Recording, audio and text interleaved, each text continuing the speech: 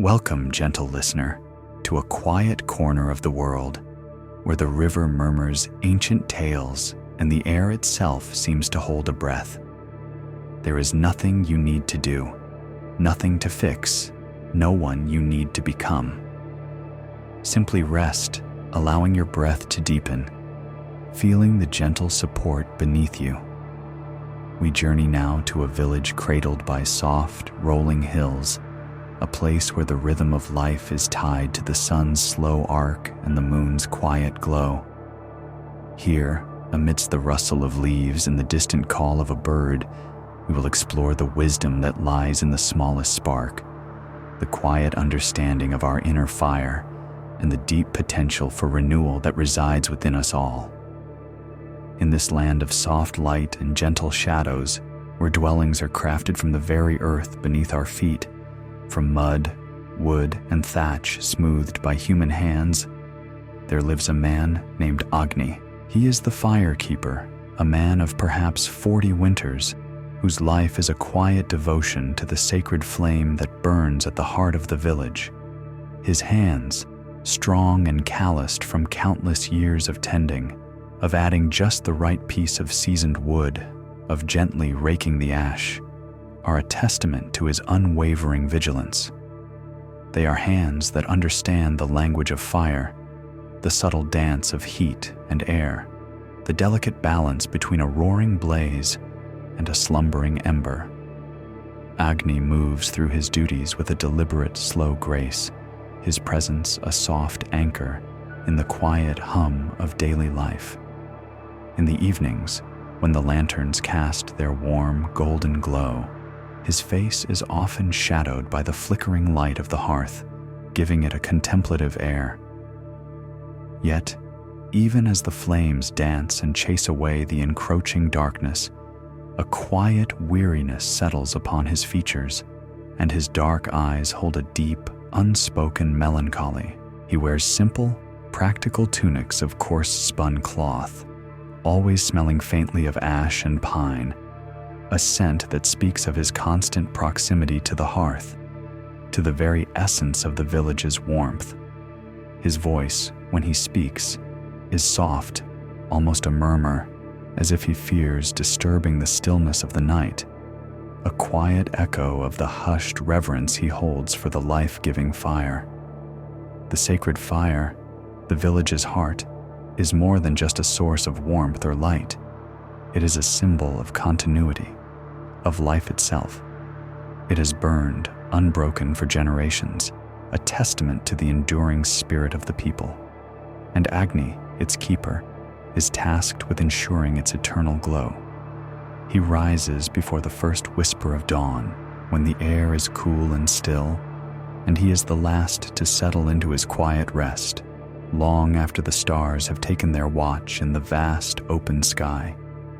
He feeds it, he coaxes it, he shields it from wind and rain, an endless cycle of devoted care. But beneath this unwavering commitment, within Agni himself, a profound disconnect lingers. He provides the warmth for others, a beacon against the chill of the world, yet he carries a profound sense of inner coldness. It is a feeling that his own vital spark, the very flame of his spirit, has long since faded, leaving behind only a quiet, hollow space. He yearns for a rekindling, for the warmth he so diligently provides for others to somehow touch his own heart, to melt the subtle frost that has settled deep within him. He often watches the children of the village as they gather around the hearth, their faces alight with the dancing flames, their laughter echoing in the warm air. He sees the joy, the comfort, the simple security that the fire brings them, and a pang of longing passes through him. He remembers a time, long ago, when such a warmth resided within his own chest, a gentle, vibrant glow that fueled his days. But now, it feels like a distant memory, a story told of another time, another self. He ministers to the fire, stoking its embers, adding fresh logs, watching it grow strong and bright, all the while feeling a subtle chill permeate his own bones, a quiet reminder of his perceived inner emptiness. He tries, in his own quiet way, to find that warmth again. He walks through the forest, feeling the sunlight filter through the trees in dappled patterns, hoping its gentle warmth might penetrate his inner cold. He sits by the river, listening to its gentle lapping against the bank, hoping the steady flow might carry away his melancholy. He even tries to remember the old songs, the ones his grandmother used to sing, full of stories of warmth and light. But the melodies often feel hollow in his memory, unable to stir the deep stillness within. His outward life is one of unwavering purpose, a constant dance around the hearth, but his inner world feels like a quiet, moonlit winter night, still and vast and very cold. His quiet struggle is not a desperate one, but a persistent ache, a subtle longing that colors his days.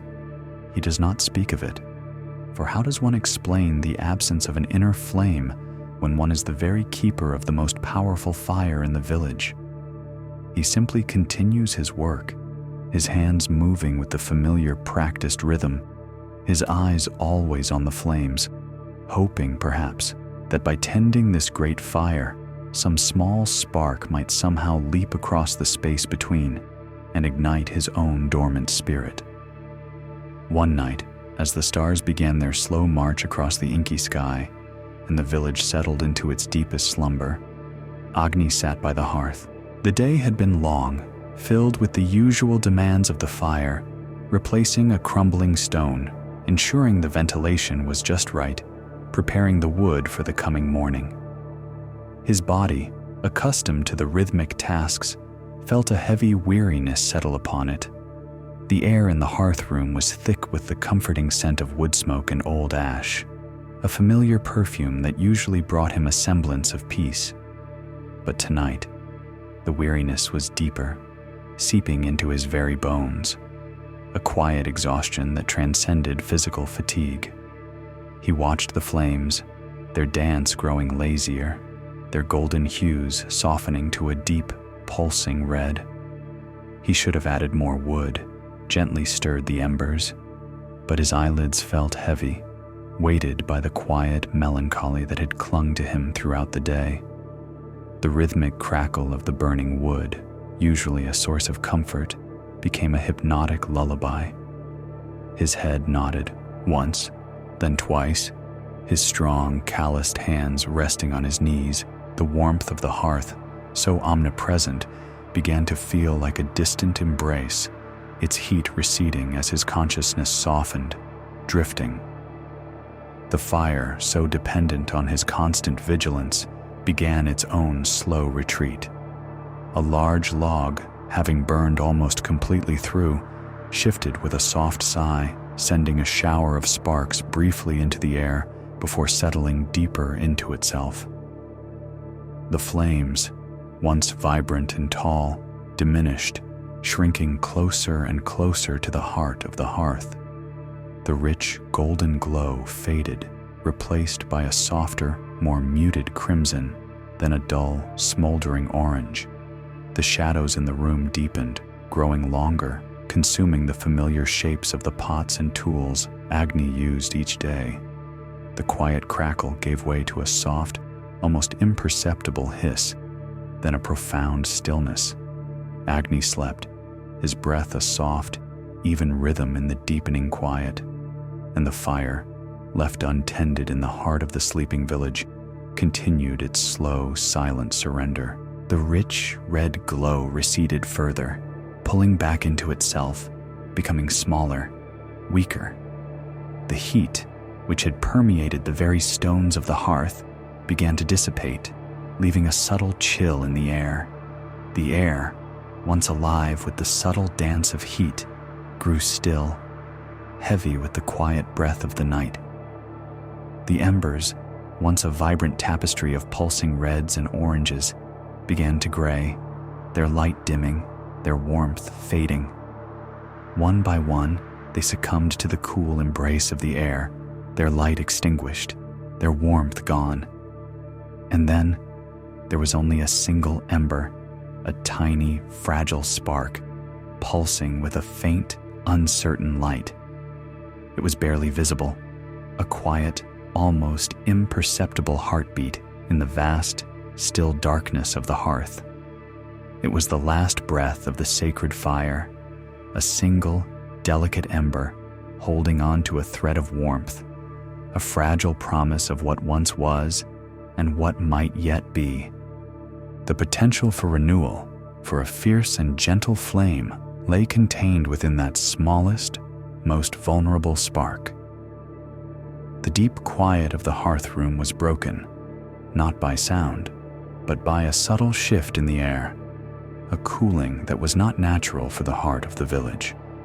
Agni stirred, pulled from the depths of his weariness, not by a sudden noise, but by an instinct honed over decades of tending the flame.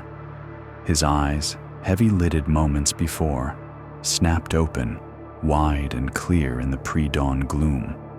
The vast space where the fire had once roared, where its golden light had danced upon the walls, was now a cavern of shadow. The comforting glow, the steady heartbeat of the village, was gone. A chill, faint but undeniable, had begun to creep from the hearth, touching the exposed skin of his hands, a feeling that instantly sent a jolt through him, a quiet alarm. He pushed himself upright, his movements, usually slow and deliberate, gaining a quiet urgency, a focused intent that belied their outward grace. His gaze swept over the hearth, searching, hoping, fearing. He saw the gray, cooled ash, the blackened remnants of logs that had surrendered their heat to the night. His heart, which had felt so cold and distant, now beat with a quiet tremor, a fear of loss he had not known he still possessed. This was not merely the village fire. This was a part of him, an extension of his very being. He leaned closer, his breath held, his eyes straining in the dim light. And then he saw it. There, nestled deep within the gray expanse, a single tiny ember pulsed with a faint, uncertain light. It was barely visible, a quiet, almost imperceptible heartbeat in the vast, still darkness. A fragile promise, a whisper of what once was and what might yet be. It was the last breath of the sacred fire, a single, delicate spark clinging to existence. A wave of both relief and profound responsibility washed over Agni. The fire was not entirely gone, not yet. The potential for renewal, for a fierce and gentle flame, lay contained within that smallest, most vulnerable spark, and it was his to nurture, his to protect, his to coax back to life. He moved with a quiet swiftness, gathering what he needed. First, the smallest, driest bits of tinder, a few strands of desiccated grass he kept in a clay pot for just such an emergency, a scattering of pine needles, thin as whispers, and the papery bark from a birch branch curled and brittle. He arranged them with meticulous care around the tiny ember, creating a delicate nest, a protective cradle for the fragile light. His hands, usually so strong and calloused, now moved with an almost ethereal gentleness, as if the slightest tremor might extinguish the very breath of life he sought to revive. He shielded the ember from any stray draft, creating a small, cupped space with his palms, feeling the subtle warmth, the almost imperceptible pulse against his skin. Then he began to breathe. Not a strong, forceful gust, which would surely scatter the ash and extinguish the spark, but a soft, steady stream of air, a gentle exhalation like the quiet sigh of the wind through autumn leaves. He breathed, and he waited. He breathed again, and he watched. The tiny ember seemed to resist at first, a stubborn, quiet defiance. It merely pulsed, a faint red eye in the growing dimness of the pre-dawn. Agni did not rush. He did not grow impatient. He knew the rhythm of fire. the slow, deliberate dance of rebirth. He continued his gentle breathing, a soft, continuous offering of life-giving air. And slowly, almost imperceptibly, something began to shift. The red eye brightened, a tiny speck, then a slightly larger point of light.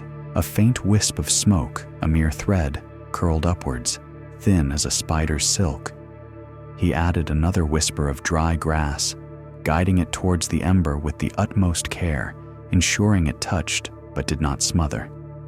His breath remained steady, his focus absolute, every fiber of his being tuned to the delicate dance before him. A small, almost invisible flame, no bigger than a firefly, flickered into existence. It was a trembling, uncertain thing, threatening to vanish with every subtle movement of the air. Agni held his breath, then resumed his soft, rhythmic exhalations, coaxing it, encouraging its tenuous hold on life. The flame grew, a little taller, a little steadier. It began to lick at the dry grass, consuming it with a quiet hunger, turning the brittle strands into golden light. He added a few tiny twigs, no thicker than a child's finger, placing them carefully, creating a miniature teepee around the nascent flame. The wood caught, first with a hesitant crackle, then a more confident pop. The light grew, painting the inside of Agni's cupped hands with a soft orange glow. The warmth, which had been so fleeting, began to return, a subtle comfort against the chill of the early morning. As the flame grew stronger, Agni's movements became a silent prayer, a dance of reverence. He added slightly larger pieces of kindling, thin strips of cedar, their aromatic scent filling the air, a quiet offering. The fire responded, growing steadily, its light pushing back the encroaching shadows. The crackle returned, a soft, familiar song in the stillness. He watched, his dark eyes reflecting the growing light, his face, often shadowed by weariness, now illuminated by a quiet intensity. In the gentle, rhythmic process of nurturing the fire back from the brink, a profound and quiet realization began to bloom within Agni. He had witnessed the near death of the flame, its retreat to a single, vulnerable spark.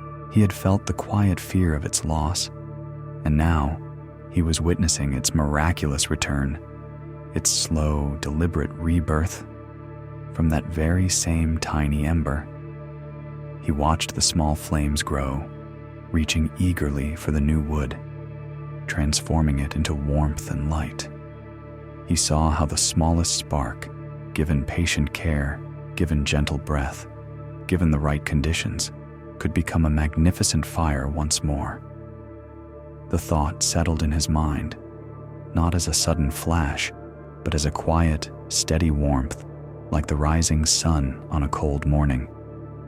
If this grand, essential fire, the very heart of the village, could be reborn from one tiny, almost imperceptible spark, then what of his own inner ember?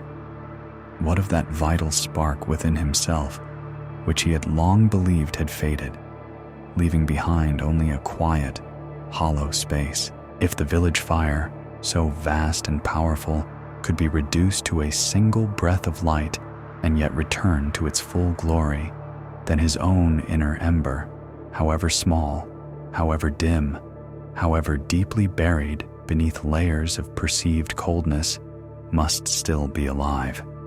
It must still hold the potential for rebirth, for a fierce and gentle flame. A subtle loosening occurred in his chest, a quiet melting of the subtle frost that had settled deep within him. It was not a sudden burst of warmth, not a dramatic rekindling, but a gentle understanding, a quiet knowing. His own vital spark, he realized, was not gone. It was merely waiting for the same patient care, the same gentle breath, the same quiet conditions he had just offered to the village fire. It was waiting for his own attention, his own tender nurturing. He continued to tend the fire, but now with a new sense of quiet reverence, a deeper understanding. He saw the flames not just as a duty, but as a mirror, reflecting a profound truth back to him. The fire was vibrant now, its golden hues dancing once more, casting long, comforting shadows across the hearthroom. The warmth permeated the air, chasing away the last vestiges of the morning chill. Agni watched the flames, his gaze softer, his heart gently warmed.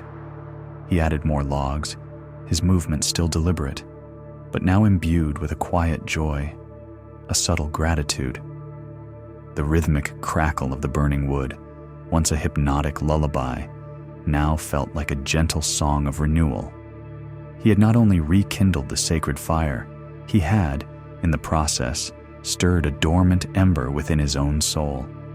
His spirit, which had felt so distant, so cold, now felt a gentle stirring, a quiet promise. He understood that resilience was not about never dimming, never fading, but about the gentle, persistent act of nurturing the smallest spark, believing in its potential, and allowing it the space and the breath to grow again. The deepest cold, he now knew, could always yield to the quiet power of a single, persistent ember, waiting to be loved back to life. And in that quiet knowing, a gentle warmth began to spread through Agni's own heart, a soft, comforting glow that promised a new kind of light for his days. As the quiet warmth settled in Agni's heart, a new dawn broke over the rolling hills, painting the sky with soft hues of rose and gold. And as the sun climbed higher, warming the earth and waking the world, our journey takes us now to another corner of this tranquil land, to a place where the air hums with anticipation and the eyes of many turn upwards towards the sky. Here, amidst the vibrant energy of a festival day, we meet Jiva, the rope walker. Jiva, a woman in her mid-30s, moved with a natural, almost ethereal grace. Her long, dark braids swayed gently as she prepared, a silent rhythm to her movements. Her eyes, bright and quick, were accustomed to scanning horizons, finding the delicate point of equilibrium in the vast expanse of the world. She wore vibrant yet comfortable clothing, adorned with subtle patterns that echoed the delicate lines of a spiderweb, a silent testament to the intricate balance she commanded. Today, like many days, she stood before the assembled villagers and travelers, the tightrope a thin, almost invisible line stretching between two tall, ancient trees. The crowd below hushed, their faces upturned, a collective breath held in anticipation. Jiva took a slow, deep breath, her own steadying rhythm, and ascended the rope, her light feet finding their purchase with an ease that defied gravity. Aloft, Jiva was a vision of perfect composure. Her movements were fluid, each step a confident, deliberate dance in the air. Her arms extended, not in struggle, but in an elegant embrace of the space around her, a gentle counterpoint to every subtle sway of the rope. She moved with a delicate precision, a living sculpture against the backdrop of the open sky. There was no hesitation, no waver, only a continuous, flowing motion that seemed to defy the very laws of the earth. The light breeze, which might have unsettled another, merely whispered through her braids, a gentle companion to her silent performance. She seemed to float, suspended between the ordinary world below and the limitless heavens above, a mistress of the air, a living embodiment of perfect balance. Her presence was a quiet marvel, a testament to years of dedicated practice, of listening to the subtle shifts in her own body and the responsive tremble of the rope beneath her feet. She would cross, pause at the center, perhaps turn slowly, then return, each passage a masterpiece of focused stillness. The crowd would erupt in soft murmurs of admiration, a gentle applause rising like the smoke from distant hearths. And then, her performance complete, Jiva would descend, her feet finding the solid earth once more. It was in that moment, the very instant her feet touched the ground, that the profound, unsettling paradox of her life would return. The extraordinary grace that defined her high above seemed to dissolve, replaced by a strange, unsettling clumsiness. On the solid, ordinary ground, where all others seemed to move with unthinking ease, Jiva felt a persistent sense of imbalance, a quiet awkwardness that troubled her deeply. Her feet, so sure and precise on the narrow rope, would feel heavy, almost foreign, on the broad, flat earth. Her movements, once so fluid, became hesitant, her steps often a little too wide or a little too close, as if she could not quite trust the unwavering firmness beneath her. She would stumble over an unseen root, catch her heel on a perfectly smooth stone, or find herself reaching out to steady herself against a tree trunk for no apparent reason. It was never a dramatic fall, never a visible failure, but a subtle, internal disharmony, a feeling of being perpetually off-kilter, a quiet, nagging sense that something was fundamentally amiss. Her voice, light and almost airy when she spoke of her art, often carried a subtle undertone of anxiety when she spoke of everyday matters. The ground, it feels so vast, she once murmured to an old woman selling sweetmeats, her eyes darting to her feet as if expecting the earth to shift. There are no clear lines, no single path. How does one simply walk? The old woman had only smiled, offering a piece of candied fruit. But the question lingered in Jiva's heart, a quiet echo of her confusion. She found herself in a strange reversal of expectation. She felt most stable, most utterly secure, when she was suspended high in the air, 100 feet above the ground, with nothing but a thin rope beneath her. It was when she risked a fall, when the consequences of a misstep were most severe, that her inner stillness was absolute, her focus unwavering, her balance impeccable. The very act of daring seemed to sharpen her senses, to bring her into a state of profound, unwavering presence. But on the safe, forgiving earth, where no such risk existed, where the ground offered boundless support, she felt a perplexing uncertainty, a constant, subtle waver within her. This paradox deepened her confusion, weaving a quiet knot in her heart. Why was the absence of risk so unsettling? Why did safety feel so precarious? She longed to bring the exquisite balance of her aerial art down to the earth, to find an inner steadiness that did not depend on height or risk. So, in the quiet hours after the festivals, when the crowds had dispersed and the stars began to pepper the vast, dark sky, Jiva would practice, not on the rope, but on the ground. She would walk slowly, deliberately, in her small, secluded courtyard, her bare feet pressing into the cool earth. She would try to mimic the focused attention she brought to each step on the tightrope. She would place one foot precisely in front of the other, imagining an invisible line, a thread stretched across the flagstones. She would focus on her breath, on the gentle swaying of her body, on the subtle shifts of her weight, just as she did high above. But it was different. The ground was too wide, too forgiving. There was no immediate consequence to a slightly misplaced foot, no instantaneous feedback from a trembling rope. The exquisite tension that brought her clarity in the air was absent here, and with its absence came a renewed sense of disquiet. She tried different foot placements, experimenting with the way her toes gripped the earth, the way her heel landed, the angle of her stride. She walked with her eyes closed, attempting to rely solely on her proprioception, the quiet wisdom of her body. She walked with her arms extended, then held close to her sides. She tried to find a pattern, a secret rhythm that would unlock the elusive ground-level grace. But no matter how diligently she practiced, no matter how many hours she dedicated to these quiet, solitary exercises, the feeling of subtle imbalance persisted.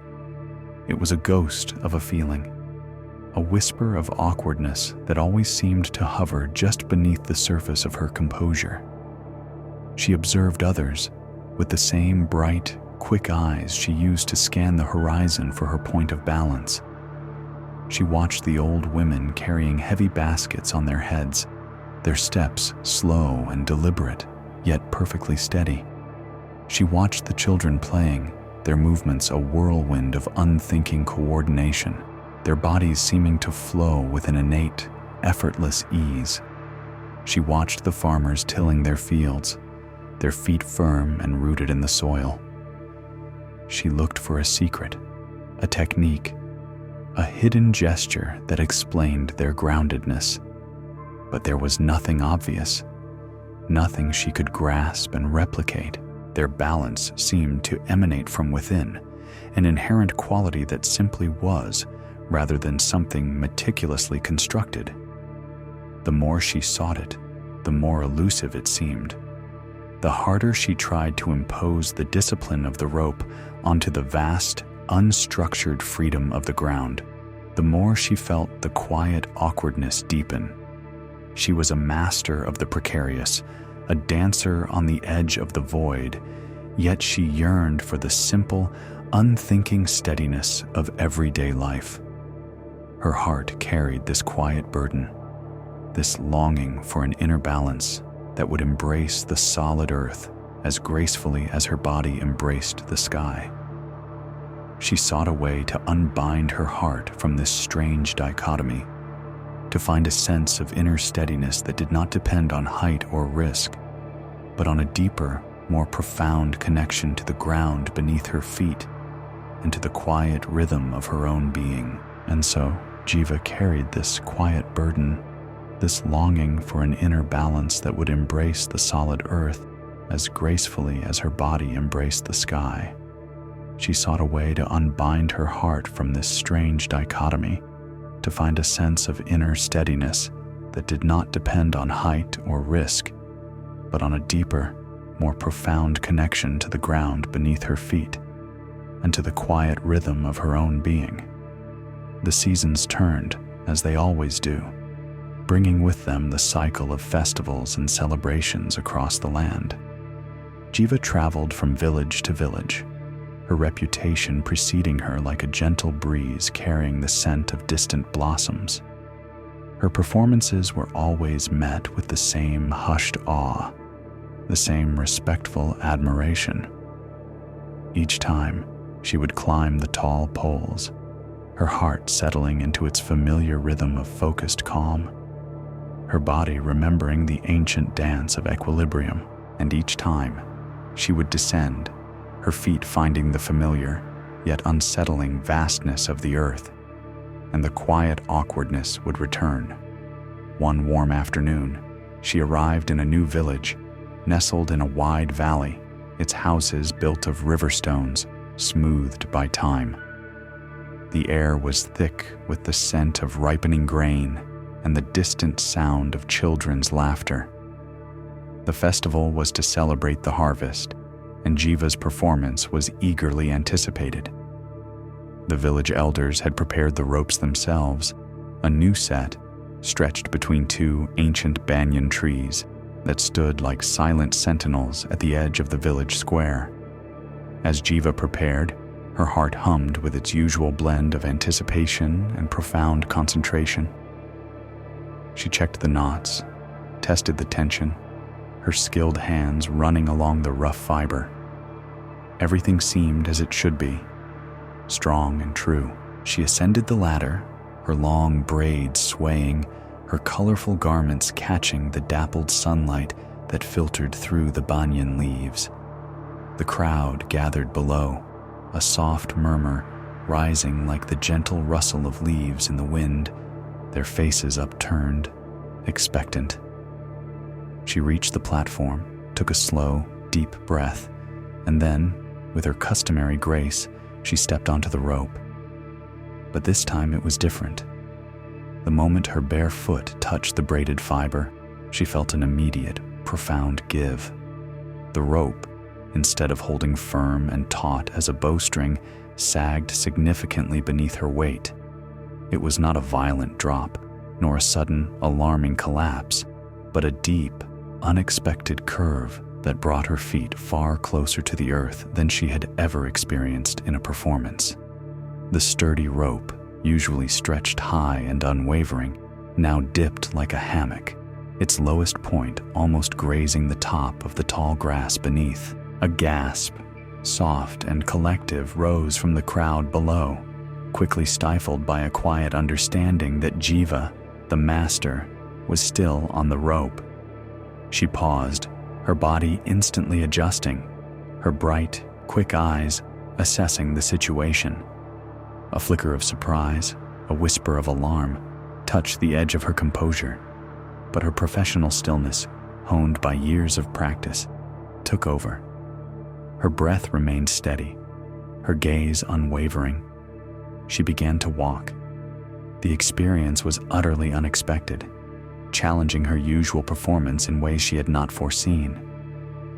The familiar exhilaration of height, the vast space beneath her, the dizzying sense of being suspended between earth and sky, all were diminished. Her feet were now just a few hand widths above the grass, so close she could discern the individual blades, feel the subtle stir of air that moved among them. The faces of the crowd, usually a blur of color from above, were now distinct, their expressions clear. She could hear individual whispers, the soft rustle of their clothes, the gentle breathing of children held in their parents' arms. It felt, in a strange and profound way, like walking on solid ground. And yet, it was not. The rope, though low, was still a rope. It still demanded the same exquisite attention, the same gentle placement of each foot, the same quiet awareness of her center. The narrowness was still there, the subtle sway, the constant, gentle feedback from the fiber beneath her soles. The forgiving expanse of the earth was not present. Every muscle in her body was engaged, every nerve ending alert, every breath measured. The difference was not in the demand for balance, but in the context of it. The risk of a fall was lessened, yes, but the necessity for focus was not. As she moved, slowly, deliberately, across the sagged rope, a quiet observation began to unfold within her. The feeling was remarkably similar to walking on solid ground, as she had practiced in her courtyard in those solitary hours after the festivals. The proximity to the earth, the sense of being with the ground rather than above it, was almost identical. But there was a crucial, illuminating difference. On this low rope, she was bringing an intensified, mindful attention to each step, an attention she rarely, if ever, brought to her walking on the broad, flat earth. On the ground, her steps were often automatic, her mind wandering, her body moving without the conscious, deliberate presence she reserved for the rope. But here, on this sagging, low-slung rope, even with the earth so near, she could not afford such inattention.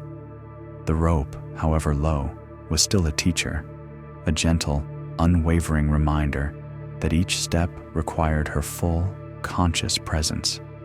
Something shifted within her, a subtle loosening in her chest, a quiet unraveling of the knot she had carried. The paradox that had troubled her for so long began to dissolve like morning mist in the rising sun. She realized that balance was not about the height or the risk or the narrowness of the path. It was not a feat of daring, nor a special skill reserved for the rare moments of suspension. Balance, she understood, was about the steady, quiet attention She brought to each step the mindful awareness of her body, her breath, and her connection to the point of contact beneath her feet. It was possible at any level. The ground was not her enemy, nor was it inherently unstable. It was simply vast, and its very spaciousness had allowed her attention to become diffused, scattered. The rope, high or low, had always forced her attention, had demanded her presence. But the presence itself, the quality of focus, was something she could cultivate, choose to bring to any surface, to any moment. A quiet, profound sense of peace settled over Jiva as she completed her walk on the low rope. She dismounted, her feet finding the solid earth. But this time, something was different. The awkwardness was gone, replaced by a new, gentle steadiness. She walked away from the banyan trees, her steps deliberate yet light, her gaze soft, now seeing the ground not as a bewildering expanse, but as a surface inviting her gentle, mindful attention. Her movements, both on and off the rope, gained a new, quiet grace. She no longer stumbled, no longer reached out for unseen support. Her feet, once heavy and foreign on the earth, now felt connected, rooted, yet wonderfully free. The exquisite balance of her aerial art had not been brought down to the earth, but rather, the attention that created that balance had been extended to the earth. Jiva understood now that true steadiness was not an external condition, but an internal cultivation. It was a practice of being fully present in each moment, in each step, whether that step was on a narrow rope high above or on the broad, forgiving ground beneath her feet. Her heart, once burdened by the elusive search for ground-level grace, now felt unbound, lightened by the quiet wisdom that balance was not a destination, but a continuous, mindful journey, possible wherever her feet might lead her. We leave Jiva now, with her feet finding a new, gentle rhythm on the broad earth, and we journey to another corner of this quiet land, to a place where the air hums with the soft sound of commerce, of grain being measured, of exchanges made in the light of the sun. We come to a village storehouse, its walls made of sun-dried mud, its roof thatched with straw, a cool, dim sanctuary from the midday heat. Here, the scent of dried grains, millet, rice, wheat, and pulses hangs sweet and earthy in the air, a fragrance of sustenance and communal life. Here, in this place of honest trade, we meet Bharat. Bharat, the grain measurer, is a man whose life is woven into the very fabric of fairness. His hands, though not scarred by fire or calloused by rope, are strong and capable, bearing the subtle dust of countless grains.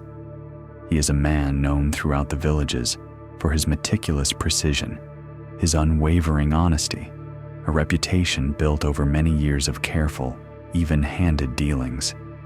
His face, often shaded by the wide brim of a simple straw hat, is thoughtful, his eyes a steady, calm brown, accustomed to discerning the exact level of grain in a measure, the precise weight of a portion. He wears simple, practical clothing, woven from undyed cotton, its folds often clinging with the fine, almost invisible dust of the harvest. Bharat's voice is even, quiet, and reassuring, reflecting the trust he inspires. He moves with a deliberate, unhurried grace, his movements economical and precise.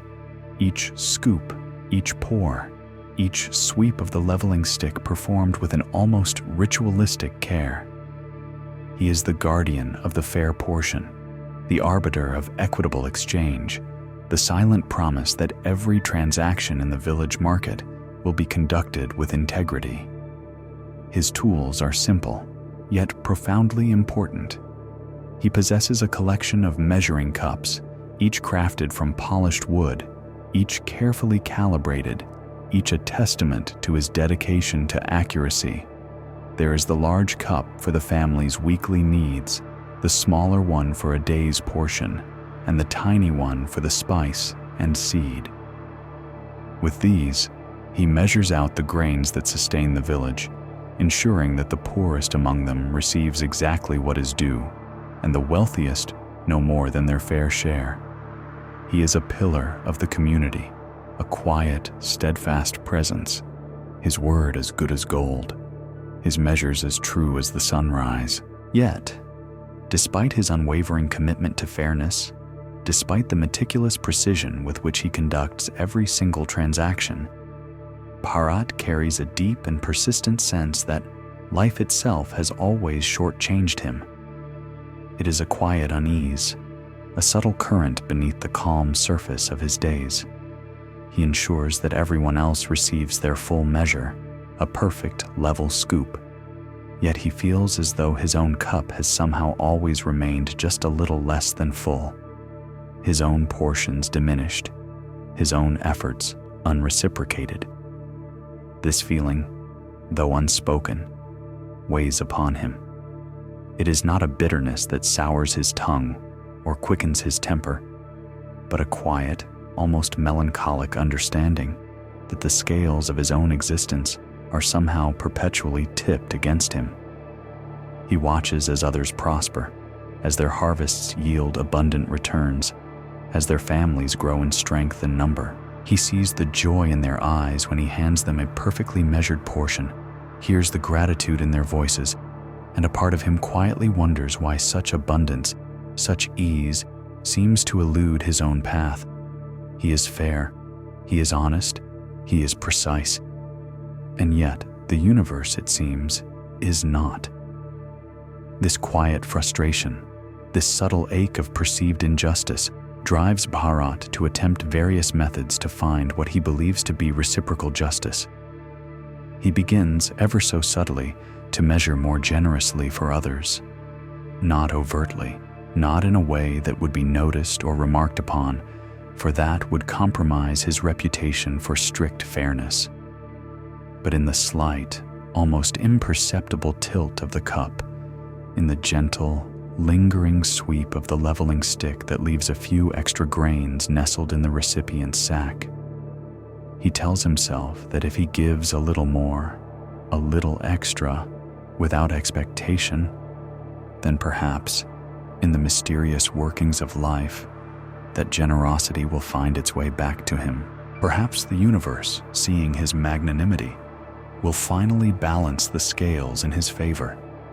He believes that if he extends a measure of grace, an unasked-for abundance, then the tide will turn. He measures a little fuller for the widow who struggles to feed her children, a small, unspoken addition to her portion. He allows a few extra seeds to fall into the farmer's bag, a silent blessing for the coming season. He gives a quiet, uncounted handful of lentils to the traveling mendicant, beyond what is requested. He waits, he observes, he hopes. He watches for signs of this reciprocal justice. He looks for a bountiful harvest from his own small plot of land, a sudden increase in his own modest earnings, an unexpected gift, a fortunate turn of events. He keeps careful, silent accounts in his mind, tallying the generosity he extends, the extra grains he gives, the unasked-for kindnesses he offers. He meticulously records these mental entries, believing that if he can only demonstrate enough fairness, enough giving, then the ledger of his own life will eventually reflect a balance, a surplus, a sense of being truly and justly provided for. He counts the days, he counts the seasons. He observes the flow of trade, the give and take of daily life. He hopes that the universe, like a meticulous merchant, will eventually return his goodwill with interest. He expects that his meticulous giving will eventually result in a subtle, yet undeniable shift in his own fortunes. But the feeling of being unfairly treated persists. Despite his efforts, despite his quiet generosity, the sense of being shortchanged, never quite dissipates. His own harvest remains modest, his own circumstances unchanged. The small, extra measures he gives do not seem to translate into a tangible return in his own life. The ledger in his mind, no matter how many entries he makes on the side of giving, still feels stubbornly unbalanced. The quiet frustration deepens, a subtle tremor beneath the surface of his calm demeanor. It is not an outward display of anger or resentment, for Bharat is a man of quiet dignity and unwavering integrity. But within his own heart, the question echoes, why? Why, when he gives so much, when he ensures fairness for all, does he himself feel perpetually just a little bit less than whole? Why, when he meticulously measures out exact portions for others, does life always seem to withhold a small, essential part from him? He looks at his precise cups, the very symbols of his honest work, and a faint, almost imperceptible sigh escapes his lips. He feels trapped in a cycle, giving endlessly, precisely, fairly, yet always sensing a deficit in his own experience. He continues his work, of course. His integrity is unshakable. He would never shortchange another, never betray the trust placed in him. His hands continue to scoop. His eyes continue to measure.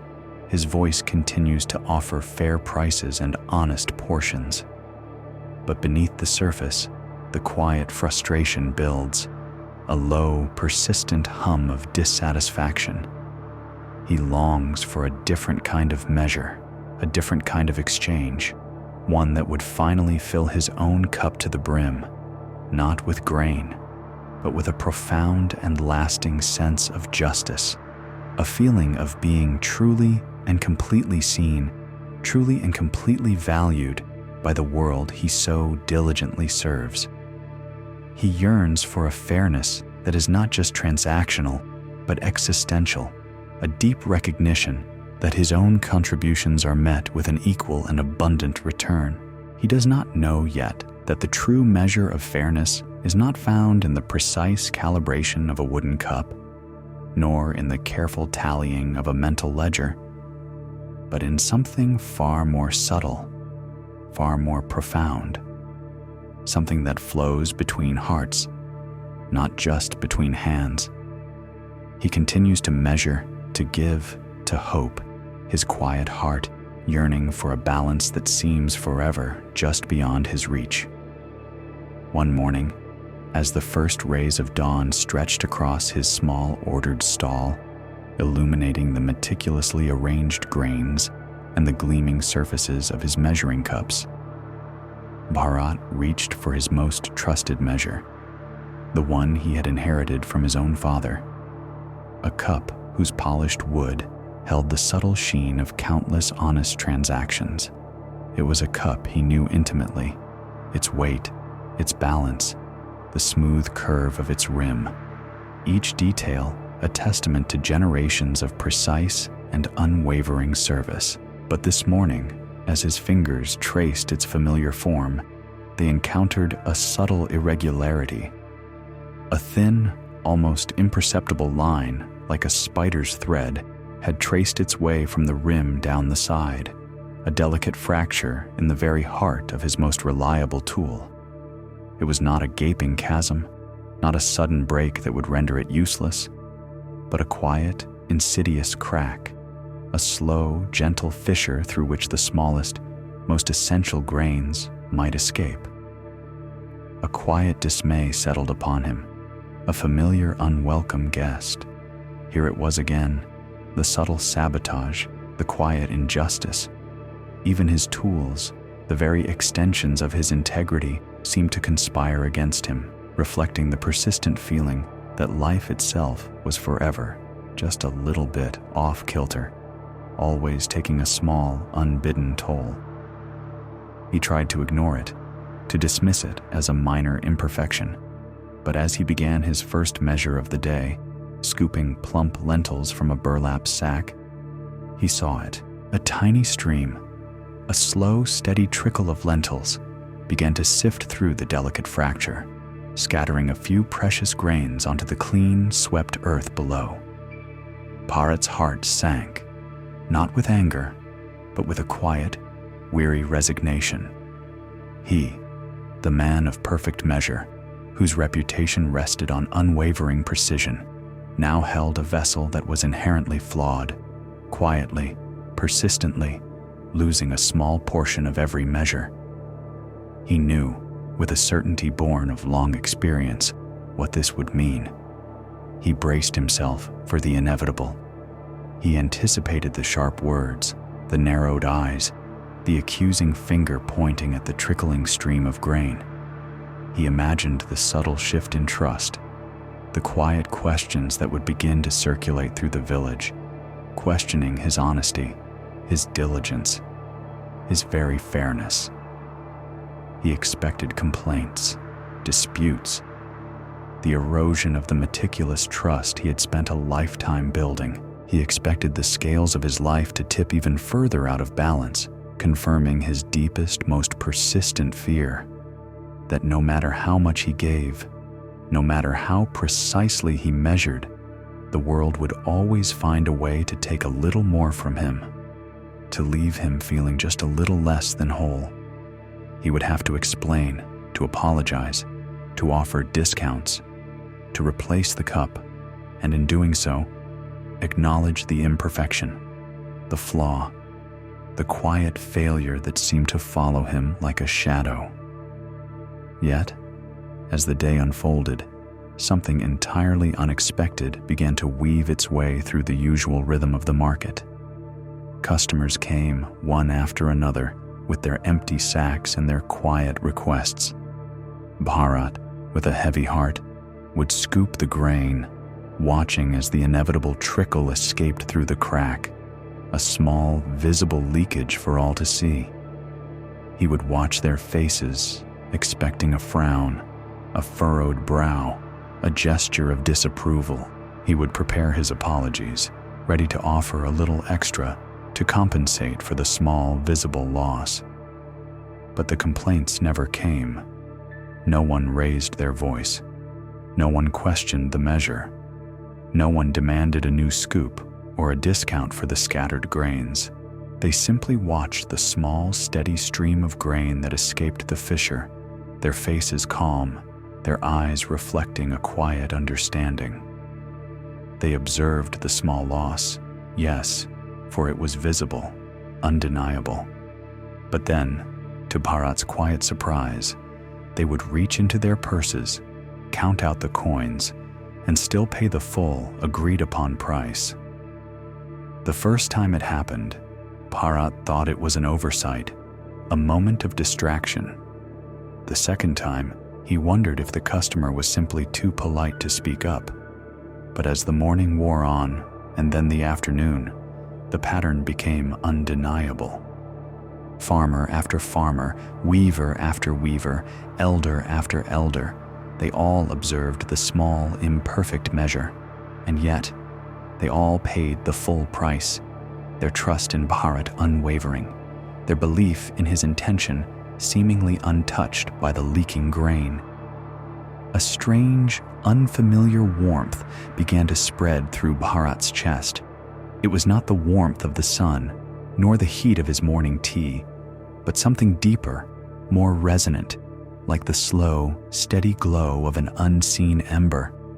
He found himself pausing, holding the cracked cup, watching the grains fall, and then watching his customers, their faces open, their hands offering the coins, their eyes meeting his with a silent, profound understanding. There was no judgment in their gaze, no accusation, only a quiet, unquestioning acceptance. This simple act, repeated throughout the day, began to dismantle the rigid structures of belief he had held for so long. He had spent his life believing that fairness was a precise equation, a perfect balance of weights and measures, a meticulous tally of what was given and what was received. He had believed that any deviation, any imperfection, would lead to imbalance, to injustice, to a further diminishment of his own already short-changed existence. He had measured generosity with the silent expectation of return and disappointment when it did not arrive. But here, before his very eyes, was a different kind of measure entirely. His customers were not measuring the grain in the cup, not counting the few lost kernels. They were measuring something else entirely: his intention. They were seeing his effort, his diligence, his unwavering honesty, even in the face of a flawed tool. They understood that the crack was not a deliberate act, but an unfortunate circumstance, and in that understanding, they offered him something far more precious than perfect measure. They offered him their complete, unyielding trust. Fairness, he now understood, was not merely about the exact calibration of a cup, but about the unspoken bond that existed between hearts. The quiet knowing that intentions were true, even when circumstances were imperfect. It was about the willingness to see beyond the visible imperfection, to hold faith in the unseen integrity. It was about the connection that flowed between people, a connection so strong that it could absorb a small loss without tremor, without question. His heart, which had carried the quiet ache of perceived injustice for so long, felt a subtle, profound softening. He had been measuring life by a flawed scale, not the cracked cup, but the internal ledger he had kept, tallying every perceived slight, every unreciprocated kindness, every moment he felt shortchanged. He had been so focused on the precise, quantitative measure of things that he had overlooked the immeasurable quality of human connection, of shared humanity, of simple, steadfast trust. The quiet frustration that had hummed beneath the surface of his days began to dissipate, replaced by a gentle, expansive sense of peace. He realized that his cup had never been truly empty, never truly shortchanged. It had always been filled, not with the exact measure of grain he had sought for himself, but with the boundless, invisible currency of trust, of mutual respect, of quiet, communal understanding. He looked down at the cracked cup in his hand, no longer seeing a symbol of imperfection, but a gentle teacher. It had not failed him. Rather, it had revealed a deeper truth, a richer form of abundance than any perfect measure could ever hold. He understood now that true fairness was not a rigid calculation, but a fluid exchange of trust, a continuous giving and receiving of goodwill that transcended the material. It was a fairness built on connection, not on rigid precision. And in that quiet, profound understanding, Bharat's own cup, his own heart, felt finally, truly, and abundantly full. The world, he realized, had not been shortchanging him after all. He had simply been looking at the wrong ledger, measuring with the wrong scale, when the true wealth of life had been flowing around him, a quiet, unwavering river of human connection, all along. He continued to use the cracked cup, a silent reminder of this profound revelation, his hands now moving not with resignation, but with a gentle knowing grace, his spirit unbound from the illusion of scarcity, his heart open to the boundless measure of trust.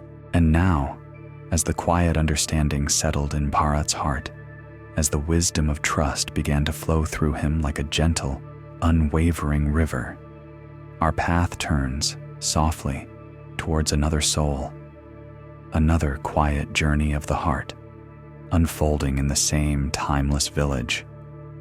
We turn our gaze now to Kamini, the dung plasterer, a woman whose hands knew the earth, whose life was a testament to protection, to sealing and strengthening the very homes that cradled the lives of her community.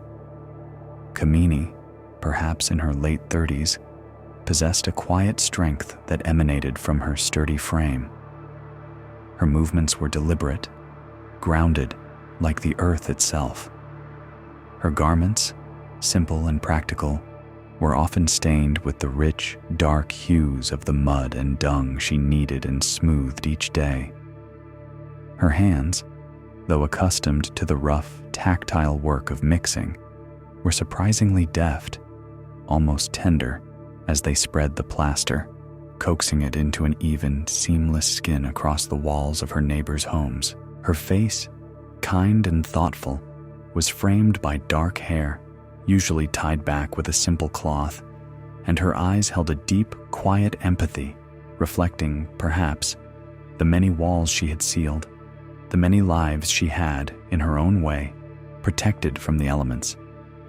Her voice, when she spoke, was low and comforting, much like the steady, rhythmic patter of rain on a well-plastered roof, a sound of gentle reassurance.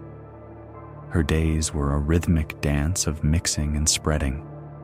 She would gather the rich, dark earth, the fibrous dung, the clean, flowing water, combining them in a large, shallow basin until the mixture achieved the perfect consistency, neither too thick nor too thin, but yielding, pliable, ready to become a protective layer.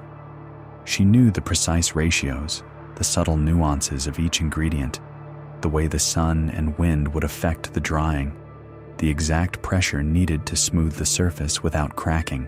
With each careful stroke of her palm, with each gentle sweep of her trowel, she transformed raw materials into a seamless shield, sealing homes against the harsh bite of the winter wind, the relentless drumming of the monsoon rain, the insidious seep of dampness.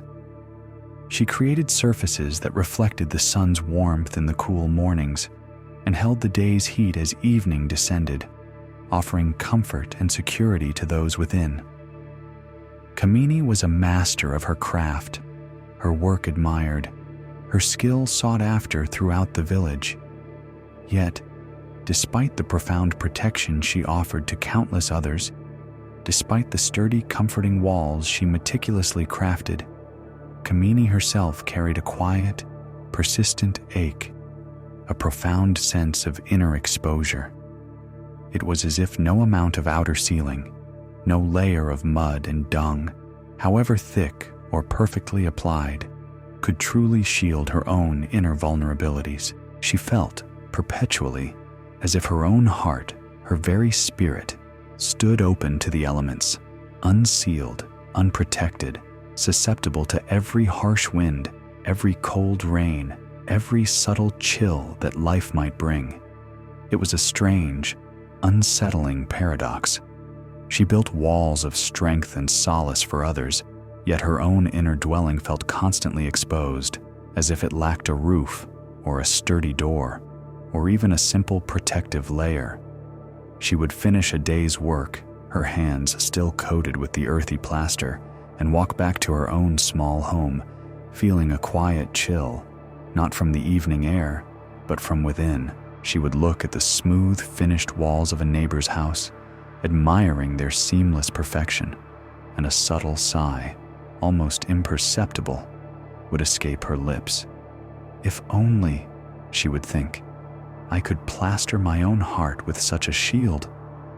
This quiet longing for inner safety, this yearning for a feeling of being sealed and protected from life's harsh winds, became a constant, subtle hum beneath the surface of her days. She understood the physical properties of protection, a barrier against intrusion, a layer against erosion, a shield against damage. But how did one build such a thing for the delicate, unseen landscape of the soul? She began quietly to experiment, to apply the principles of her craft to her own inner world. Just as she would try thicker coatings on walls exposed to the harshest weather, she would try to build thicker emotional coatings around herself. When a word stung or a gesture felt dismissive, she would attempt to layer herself with indifference, to construct a denser, less permeable emotional barrier. She tried to make her responses more measured, less open, hoping that by presenting a smoother, more impervious surface to the world, she might finally feel truly protected. she would consciously hold back, speak less, reveal little, believing that the fewer cracks and openings she presented, the more secure she would become. She tried different mixtures too, searching for the perfect blend of resilience and detachment. Perhaps, she thought, if she could mix a little more stoicism into her daily interactions, a little less genuine concern for outcomes beyond her control, she might find that elusive inner seal. She would observe others who seemed less affected by life's vicissitudes, studying their calm demeanor, their quiet acceptance, and try to incorporate these qualities into her own inner plaster. She would tell herself to simply let things go, to not feel so deeply, to not allow the subtle shifts in human interaction or the unexpected turns of fate to penetrate her inner calm. She sought a formula, a recipe for emotional invulnerability, just as she sought the perfect blend for a weather-resistant wall. And she applied these metaphorical coatings with increasing frequency. If a small emotional crack appeared, a moment of doubt or sorrow, she would immediately try to patch it, to smooth it over, to apply a fresh layer of resolve or distraction. She practiced affirmations of strength. She sought solitude to reinforce her boundaries. She meticulously reviewed her own thoughts, trying to seal up any perceived weaknesses, any feelings that might leave her open to hurt or disappointment. She believed that constant vigilance, constant application, would eventually build a lasting, impenetrable shield around her heart. Yet, the more she labored to protect herself in this way, the more acutely she felt her own exposure. The very act of trying to create an inner seal only served to highlight the persistent feeling of vulnerability, the quiet certainty that despite all her efforts, the internal walls remained thin, permeable, easily breached. Each time she smoothed a thick layer of mud onto a neighbor's home, she felt a quiet ache, a subtle longing for that same sense of impenetrable security in her own life. The external strength she so expertly crafted for others seemed to mock her own inner fragility. She would watch the children playing, their laughter ringing freely, their faces open and unburdened, and she would feel a pang, a subtle yearning for that uncomplicated openness, that joyful lack of caution. But then, the lessons of life would whisper their warnings, reminding her of past hurts, of moments when her own openness had led to pain, and so, she would return to her metaphorical plastering, trying to thicken her layers, to smooth her surface, to seal herself away from the potential for further wounds. Her gentle efforts to create security for others, to provide shelter and comfort against the world's harshness, only highlighted her own quiet feeling of being exposed. She was the one who built the shields, but she herself felt without one. She was the one who knew how to make a home robust and enduring, yet her own heart felt like a dwelling with too many open windows, too many unlatched doors, constantly inviting in the very elements she worked so hard to keep out for everyone else. And so, Kamini continued her meticulous work, her hands moving with their accustomed grace and strength, providing shelter for the village, while within her, the quiet struggle for an inner seal persisted, a subtle, persistent longing for a protection she could not seem to craft for herself. The wind still seemed to find its way through the unseen gaps in her own spirit, and the quiet rain of life's vulnerabilities continued to fall, leaving her, the master plasterer, feeling profoundly, stubbornly, and quietly exposed. And then, the season shifted.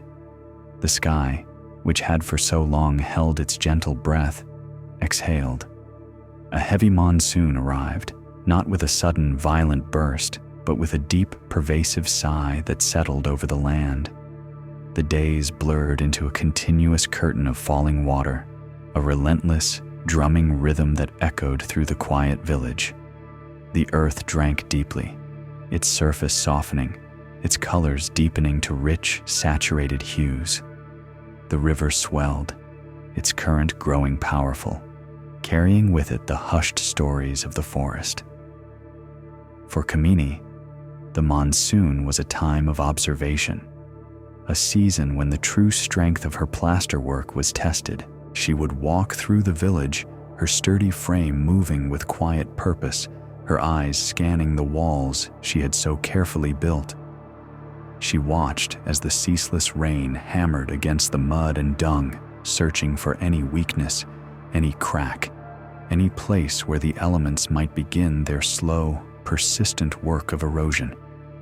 It was a familiar dance, this interplay between human effort and nature's unwavering force.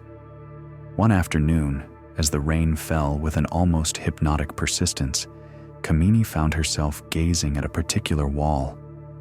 It was part of an old communal dwelling, a structure that had stood for generations, a silent testament to countless lives lived within its embrace. She had plastered this wall herself many seasons ago, pouring into it her usual meticulous care, ensuring each layer was smooth, each blend perfect. She remembered the feel of the earth on her hands, the quiet satisfaction of creating a protective skin for the ancient stones beneath. But now, the wall was softening. The relentless, patient rain was doing its work. Kamini watched, her eyes calm and unblinking, as the outer layer of plaster, once so firm and unyielding, began to yield. It was not a sudden collapse, not a dramatic peeling away, but a gradual, almost imperceptible wearing. The rain, drop by drop, stream by stream, was gently, slowly, taking its toll. The surface of the plaster, once a uniform, unbroken expanse, began to show subtle changes. The smooth finish softened, growing slightly porous, almost translucent in places where the water pooled and ran. Tiny rivulets carved faint paths, deepening with each passing hour, each day. Kamini felt a familiar pang, a quiet ache that she had come to associate with her own inner vulnerability. Here it was, manifested in the very work she had crafted for protection, the inevitable wearing away, the slow undoing of even the most carefully built shield. She watched it for hours, perhaps for days, returning to the wall each morning, each evening, feeling the damp air on her skin, listening to the ceaseless whisper of the rain. She observed as the plaster thinned, as its substance seemed to melt back into the earth from which it came. It was a testament to impermanence, she thought, a quiet reminder that nothing, no matter how carefully constructed, could truly remain untouched by the passage of time, by the persistent forces of life. And then, as the outer layer grew thinner still, as the rain continued its patient work, something began to emerge from beneath. Something subtle, almost ethereal, began to reveal itself as the surface softened and receded. Kamini leaned closer, her brow furrowed not with worry, but with a quiet curiosity. What she saw, as the plaster wore away, was not the rough, uneven stone beneath, as she might have expected. No, what emerged were faint, beautiful imprints, like echoes, like ghosts. The subtle marks of human hands began to appear on the softening surface of the wall. These were not the stark, deliberate marks of a craftsman signing their work. These were the gentle, accidental impressions left by countless hands that had, over the generations, touched this wall during its construction and repair. There were the broad, deep palms of the first builders, pressing the mud into place. There were the smaller, more delicate prints of those who had smoothed the plaster in later seasons. There were even the faint, almost indiscernible traces of children's hands, perhaps reaching up in play, or offering a small stone to their parents working on the wall. Each mark was a story, a silent testament to a moment of contact, a fleeting touch of human presence.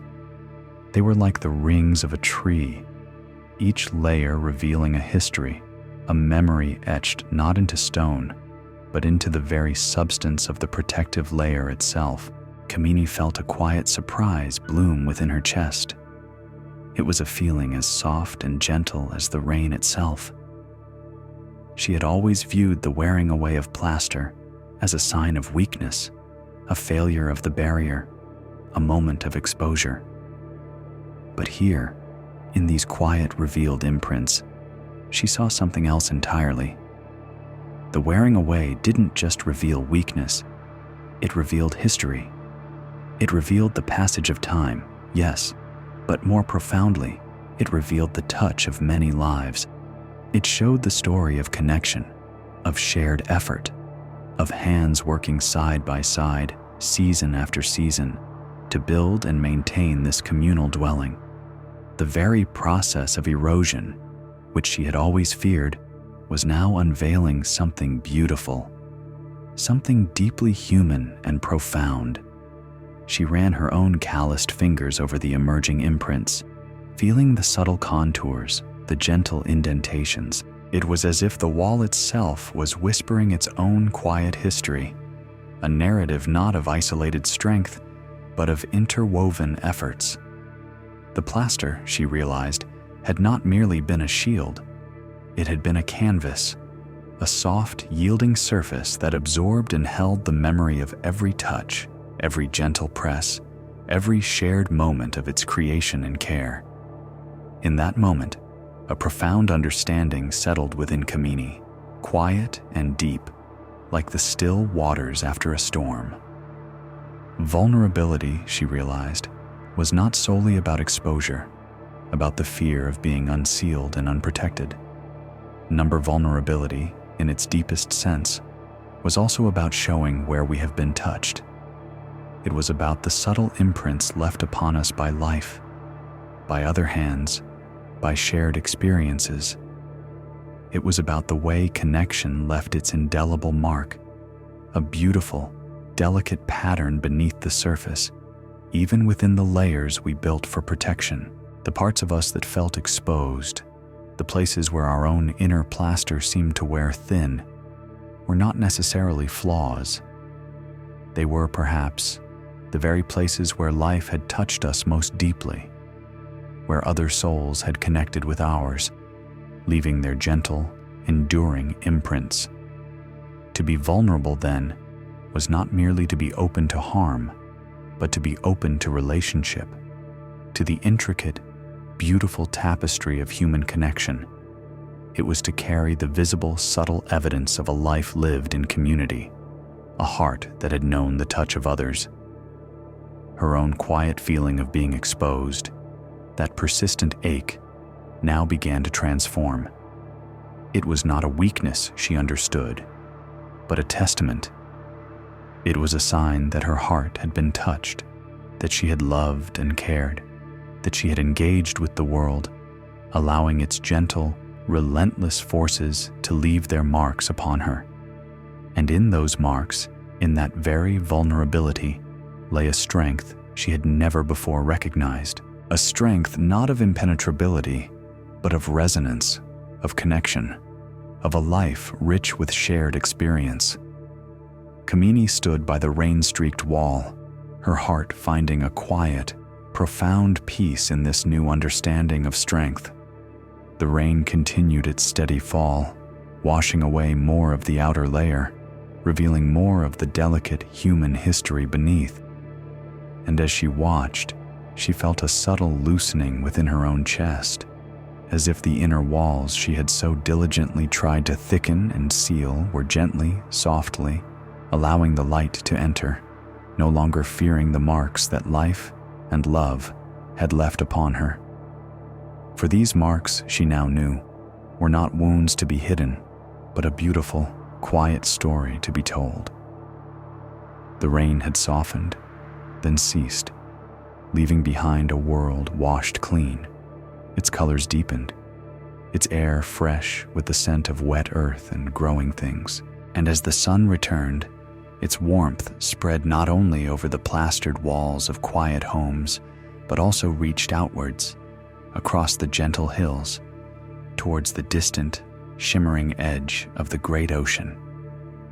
It is there, by the ceaseless murmur of the waves, that our journey now leads us to another soul who, like the earth itself, carried a beautiful, quiet story, waiting to be fully understood.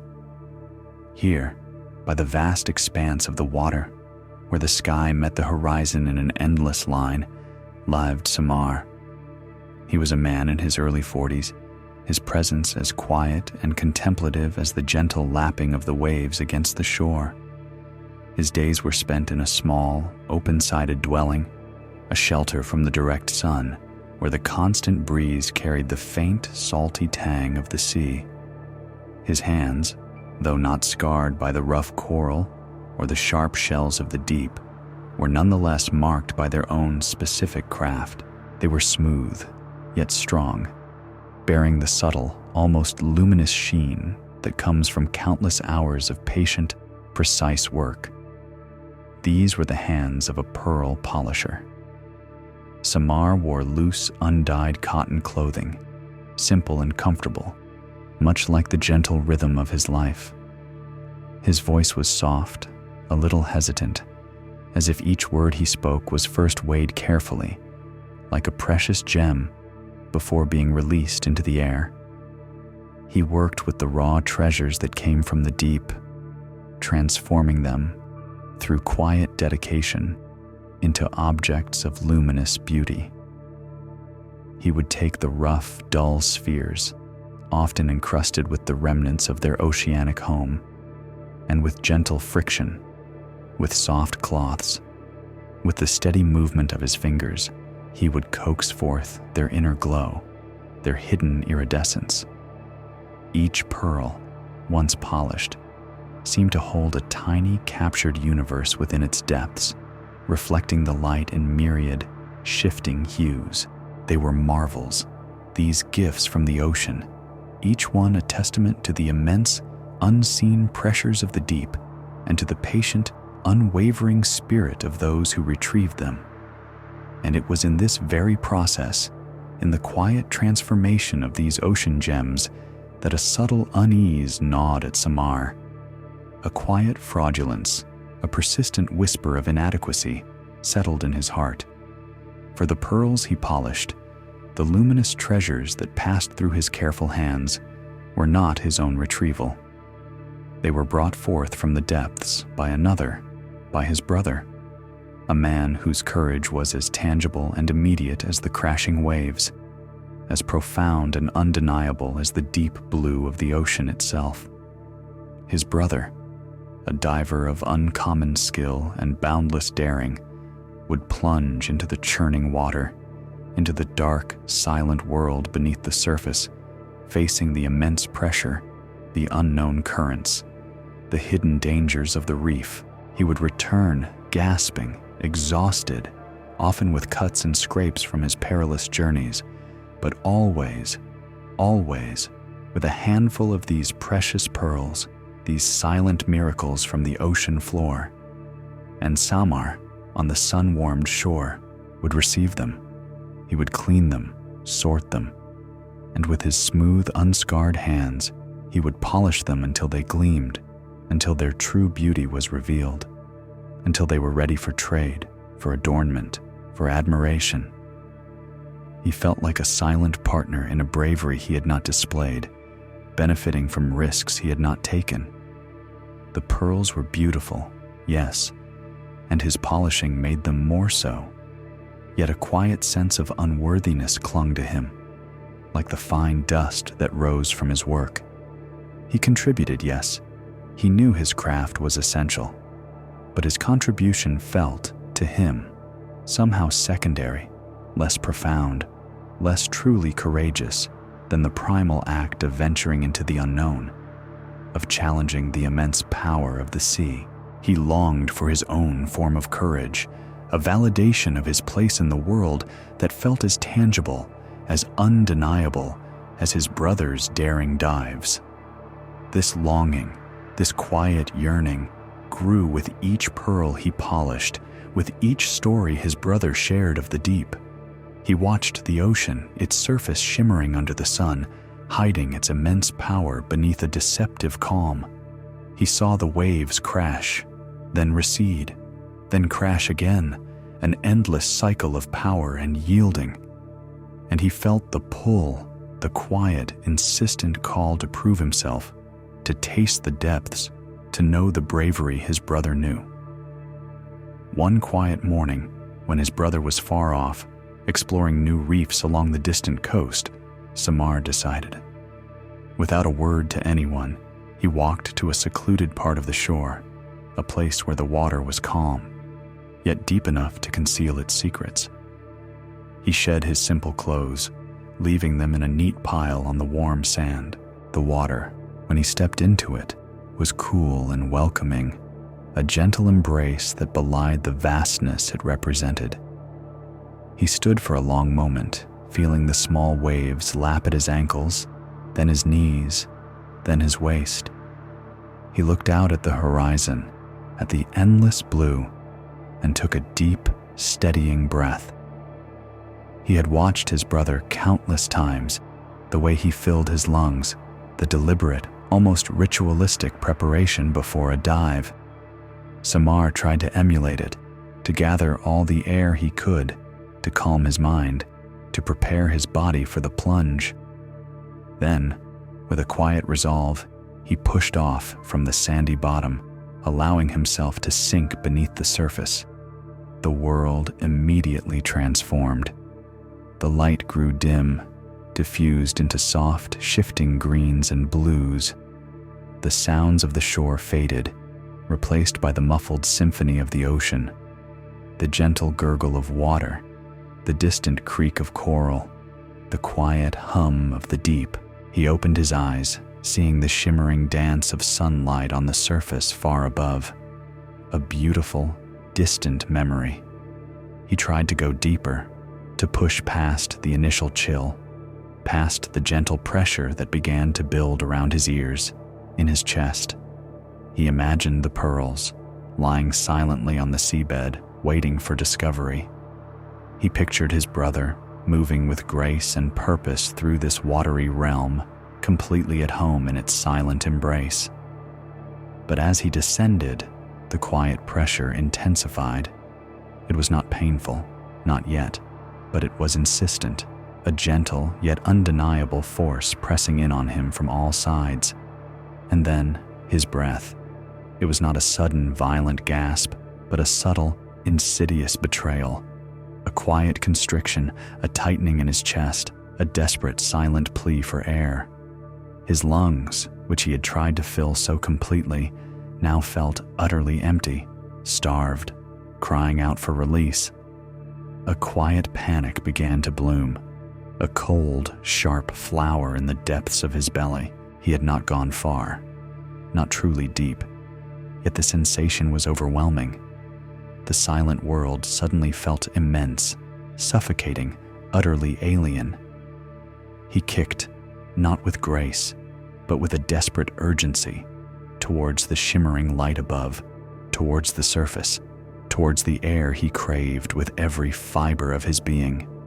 He broke through the surface, gasping, coughing, the air rushing into his lungs with a raw, almost painful sweetness. He clung to a floating piece of driftwood, his body trembling, his heart pounding a frantic rhythm against his ribs. The sunlight, which moments before had seemed so distant, now felt blindingly bright, almost harsh. He rested there for a long time, floating, allowing his breath to return to a more natural rhythm, allowing the quiet tremors in his body to subside. He looked back at the calm surface of the water, which now seemed to mock his attempt, his quiet failure. The sense of inadequacy, which had always been a subtle whisper, now grew into a quiet roar within his heart. He had tried, and he had failed, not dramatically, not with a brave struggle against the depths, but simply, quietly, his own breath failing him. He retrieved his clothes, dressed slowly, the damp fabric clinging to his skin. He walked back to his polishing dwelling, his shoulders a little stooped, his steps a little heavier. The pearls on his workbench, already gleaming, seemed to mock him with their silent, luminous beauty. They were proof of courage, of risk, of a world he could not enter, a bravery he could not muster. The quiet fraudulence returned, deeper, more persistent than before. He was a polisher, yes, a finisher of beauty, but he was not a discoverer, not a diver, not a true adventurer of the deep. His hands, though smooth and precise, would never know the rough feel of raw coral, the immense pressure of the ocean floor. His lungs would never hold the breath long enough to truly explore the hidden wonders, to face the silent challenge of the depths. Samar sat at his workbench, picking up a pearl, turning it gently in his fingers. Its surface shimmered, reflecting the soft light of his dwelling. He knew its value, its beauty, the arduous journey it had taken to reach him, but he still longed for his own form of courage, a validation of his contribution that felt as tangible, as undeniable as his brother's dives. He longed for a quiet strength that was not merely reflected, but truly his own, born not of the surface, but of a depth he felt he could never reach. The ocean continued its ceaseless murmur, a quiet reminder of the vast, unseen world and of the courage it demanded, a courage Samar still felt was just beyond his grasp. The ocean, in its vast, ceaseless murmur, continued to remind Samar of the courage it demanded, a courage he still felt was just beyond his grasp. He sat, the polished pearls cool beneath his fingers, their perfect luster a silent testament to a bravery he had not found within himself. The quiet ache of inadequacy deepened with each passing hour, settling into the very bones of his hands, hands that could bring forth radiance from raw stone, but could not, he believed, plumb the true depths of the world. Days passed in this quiet reflection. Samar continued his work, the rhythm of polishing a familiar comfort, yet the unease remained, a subtle, persistent shadow.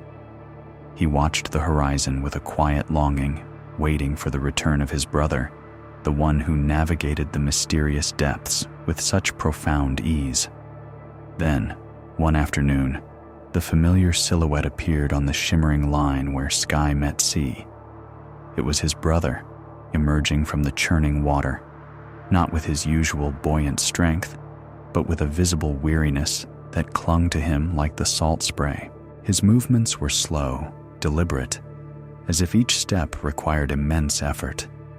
His breath came in ragged gasps, deep, shuddering intakes of air that spoke of profound exertion, of a struggle against the very heart of the ocean. Samar watched him approach, a quiet concern blooming in his chest. His brother's face, usually alight with the triumph of discovery, was now etched with exhaustion, his eyes wide and a little unfocused, reflecting the immense pressure he had just faced. He stumbled slightly as he reached the shore, collapsing onto the warm sand, his chest heaving, his body trembling with the aftershocks of the deep. He held no pearls in his hand, only the empty, opened shell of an oyster, its inner surface still shimmering with a faint, iridescent glow. Samar knelt beside him, offering a steadying hand, a quiet presence. He poured fresh water from a gourd, holding it to his brother's lips. The other man drank deeply, slowly, his eyes still distant, still carrying the vast, silent weight of the ocean.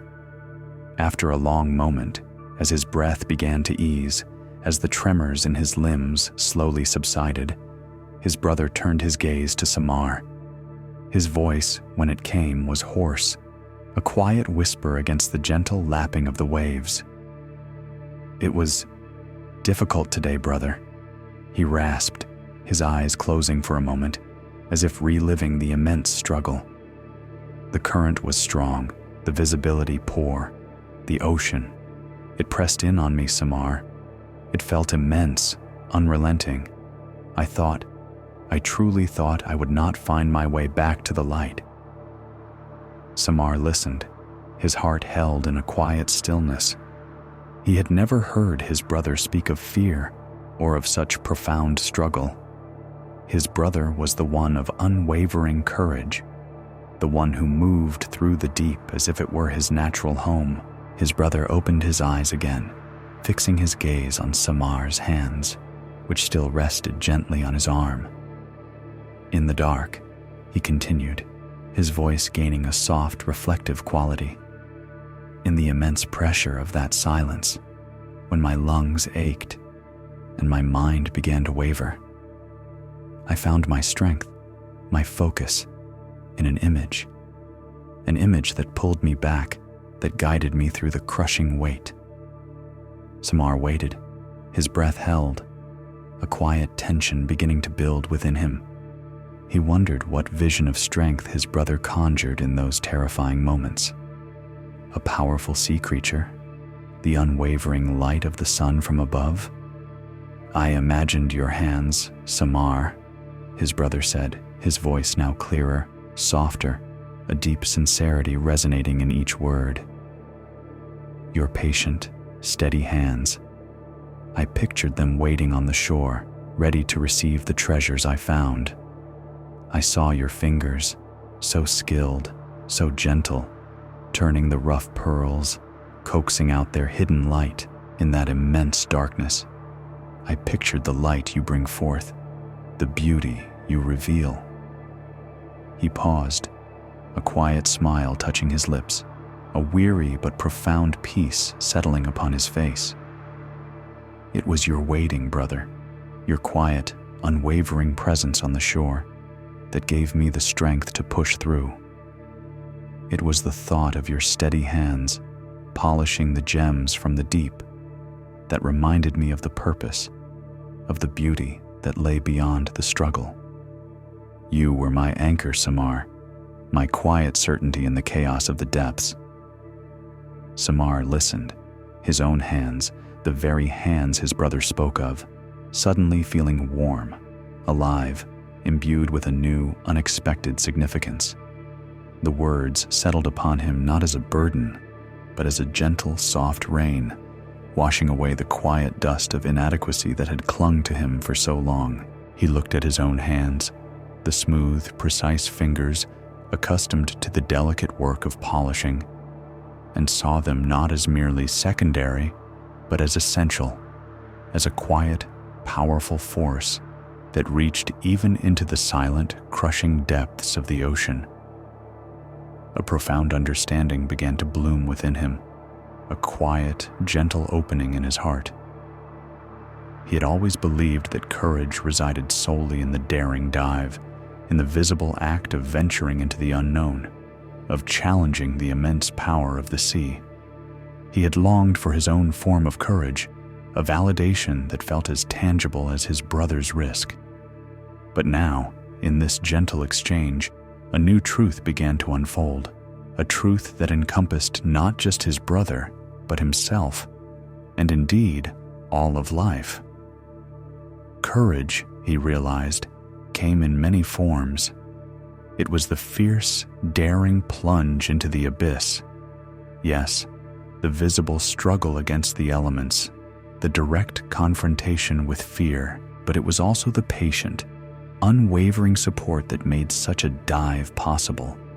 It was the steady hand, the quiet waiting, the steadfast belief in the hidden beauty, the silent preparation for its unveiling. The act of polishing, which he had once seen as merely a finishing touch, now revealed itself as a profound act of faith, a commitment to bringing forth the inherent light, a trust in the value of the discovery. His brother, in his vulnerability, had revealed a depth of connection that Samar had never fully perceived. The diver's courage was not a solitary act, but a thread woven into the tapestry of another's quiet strength. The pearls, which Samar polished, were not merely proof of his brother's bravery, but were, in a way, also proof of his own.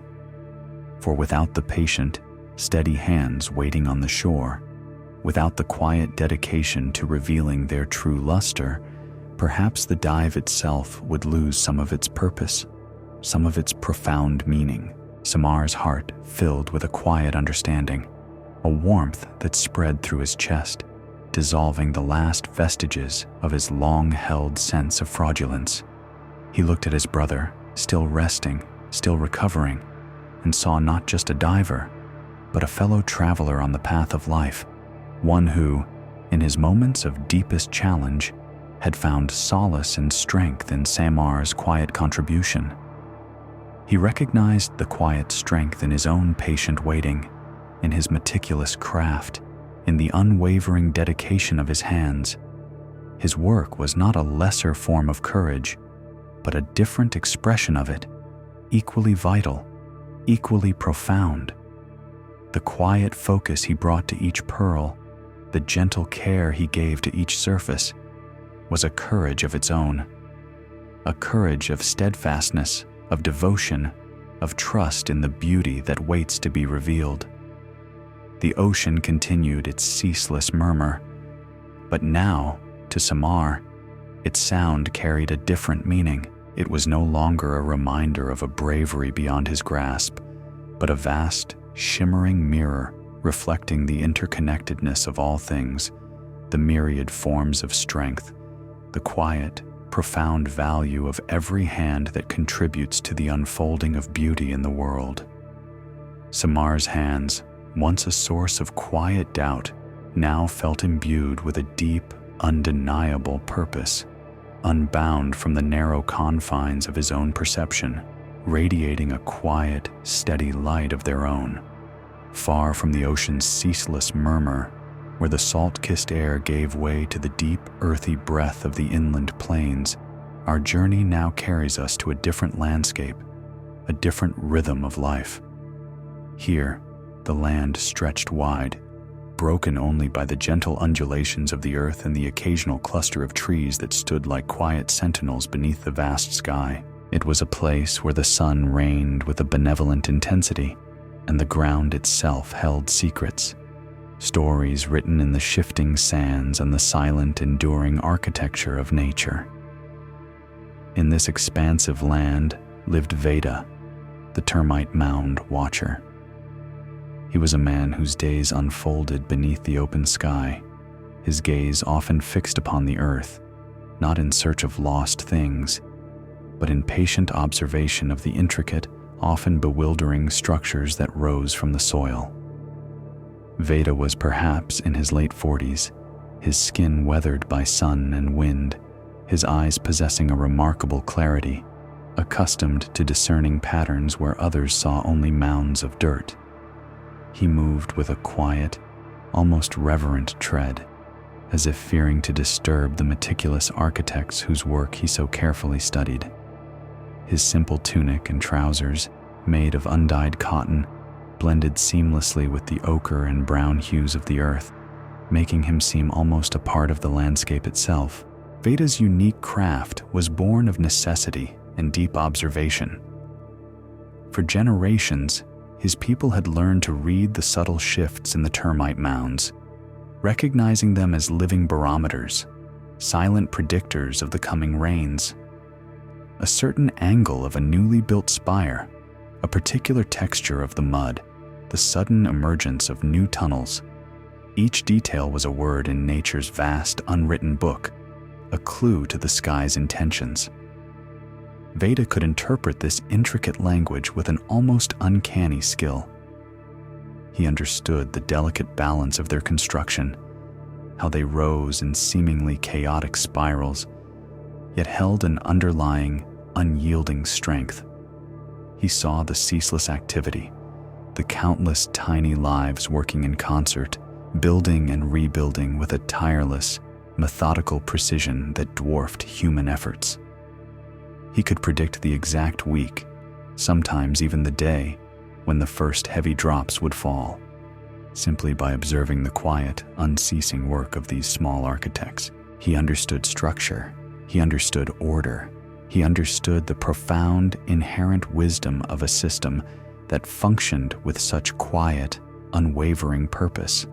He could read nature's architecture as easily as some read the lines on a palm. He saw the design, the purpose, the intricate unfolding of a grand, collective plan within the seemingly random chaos of a termite colony. And yet, despite his profound understanding of natural order, his own life felt utterly lacking in structure. A persistent, quiet chaos seemed to cling to him, a subtle disarray that no amount of conscious effort could ever fully dispel. His mind, so adept at discerning patterns in the mounds, often felt like a tangled skein of yarn when turned inward. His days, though outwardly dedicated to a specific task, often dissolved into a series of disconnected moments, leaving him with a quiet sense of frustration, a yearning for the very order he saw so clearly in the insect world. He would wake with the first blush of dawn, determined to bring a termite-like precision to his personal existence. He would meticulously arrange his few possessions, his gourd for water, his small blanket, his observation tools, hoping that outer order would somehow invite inner calm. He would set a routine for himself, precise and unwavering, mirroring the tireless clockwork rhythm of the colony he watched. He would eat his simple meal at the exact same time each day, walk the same path to his chosen observation spots, sit in the same posture, for the same measured duration. He even tried to replicate the collective spirit, imagining himself as a single, focused entity within a larger, invisible structure, hoping that such a mindset would impose order on his scattered thoughts, on his often unpredictable impulses. He would observe the termites building their intricate tunnels, their silent, collective dance of construction, each tiny creature performing its part with an unquestioning dedication to the whole. He saw how they worked in perfect concert, each grain of sand, each particle of earth, placed with an instinctual understanding of its role in the larger design. He admired their unwavering focus, their patient, unhurried progress, their ability to rebuild, to adapt, to maintain their complex structures against all odds. He would sit, watching for hours, absorbing their silent lessons, hoping that by mere proximity, by quiet observation, some of their inherent order would seep into his own being. He tried to apply their methodical precision to the tasks of his own daily life.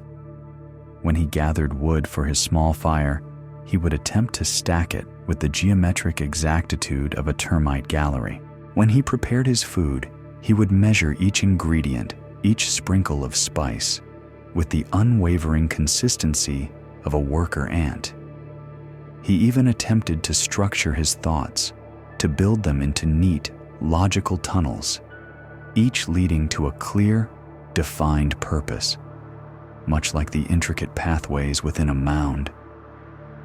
He longed for the quiet, unassailable certainty that seemed to guide the termites, for a life that felt as robust and well-ordered as the structures they built.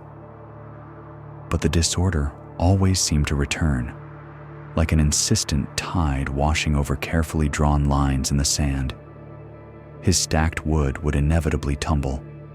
His meticulously prepared meal would sometimes burn or spill. His thoughts, despite his best efforts, would wander, spiraling into unexpected directions, leaving the neat tunnels he tried to build crumbling around him.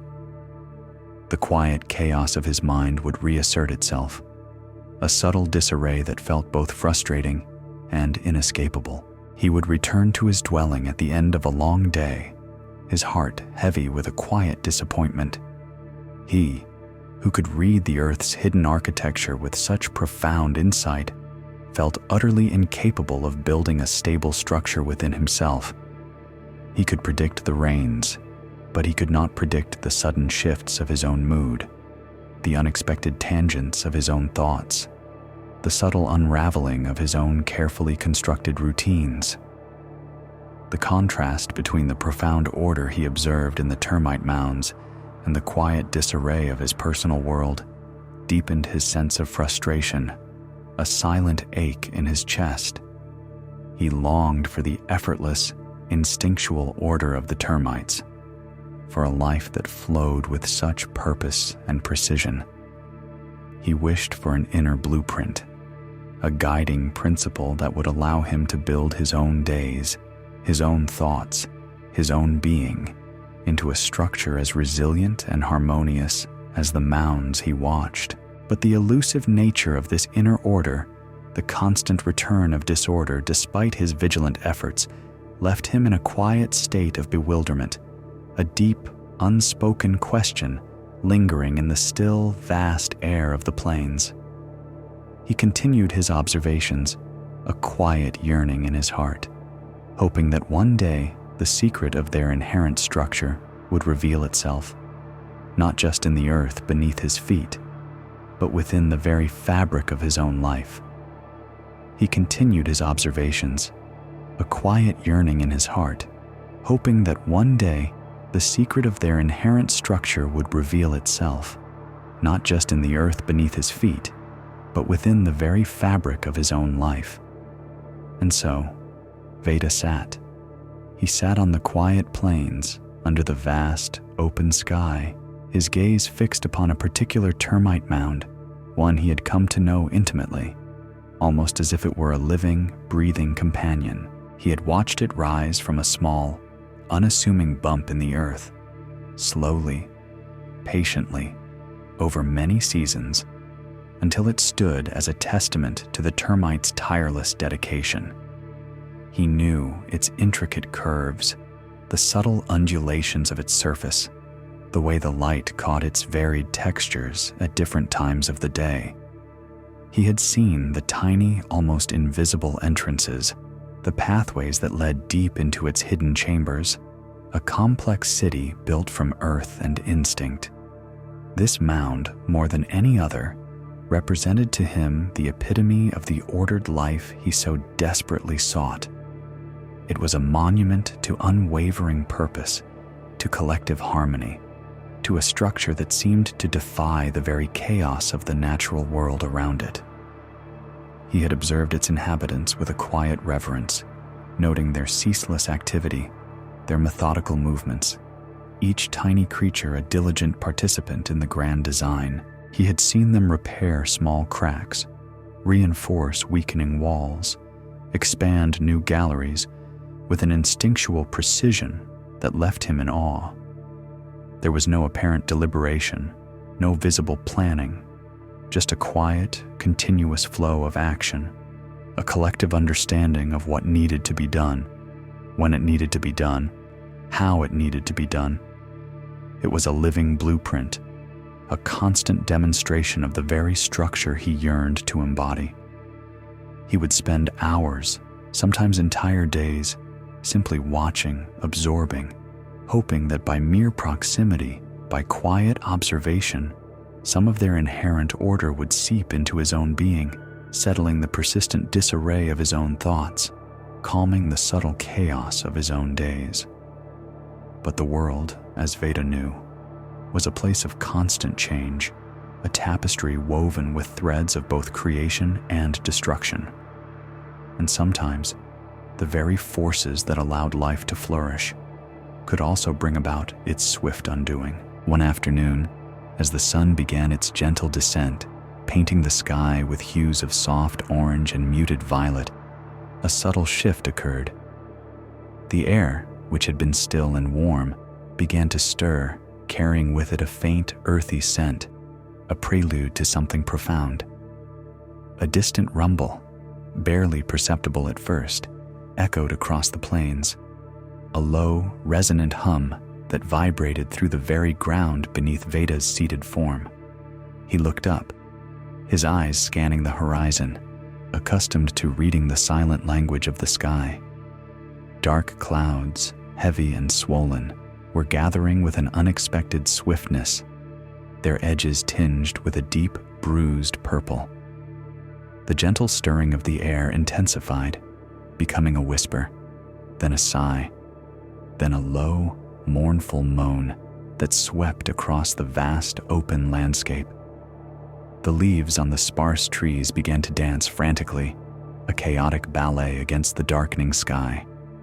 The distant rumble grew louder, closer, the sound of nature's own powerful voice rising in crescendo. A sudden, unexpected storm, a soldier of nature was swiftly approaching, its intentions clear and undeniable. Veda watched, a quiet apprehension settling in his chest as the first heavy drops of rain began to fall, not gently, but with a fierce, insistent rhythm, striking the parched earth with the force of 1,000 tiny hammers.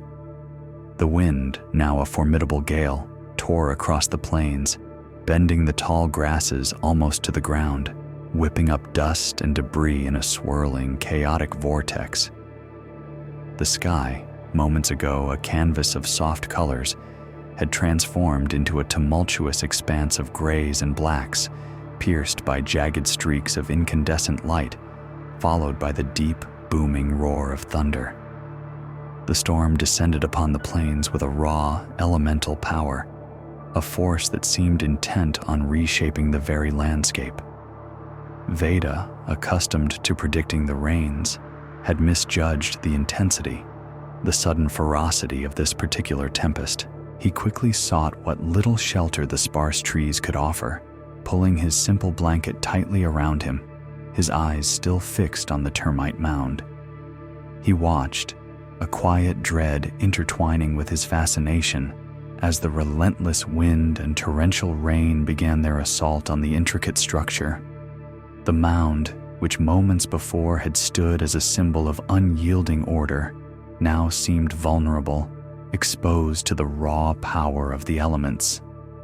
The driving rain lashed against its surface, eroding its carefully sculpted curves, washing away the delicate layers of mud and earth. The fierce wind tore at its spires, snapping off fragile projections, scattering particles of its carefully constructed form across the plains. Veda watched as sections of the mound, once so robust, began to crumble, to dissolve under the relentless onslaught. Small tunnels collapsed, intricate galleries were breached, and the very foundations of the structure seemed to quiver under the immense pressure of the storm. He saw the water flowing in rivulets down its sides, carving new, unwanted pathways, transforming the once ordered surface into a chaotic mess of mud and debris. The mound, which had been a testament to patient, methodical construction, was now being systematically dismantled, undone by forces far greater than the tiny architects who had built it. A quiet despair began to settle over Veda, a heavy weight in his chest.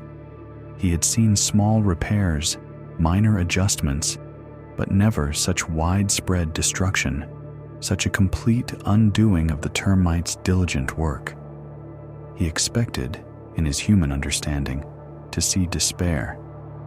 He expected to witness a frantic scramble, a chaotic flight, an overwhelming sense of defeat among the tiny creatures. He imagined the termites, their intricate world crumbling around them, would scatter in disarray, overwhelmed by the sheer power of the storm.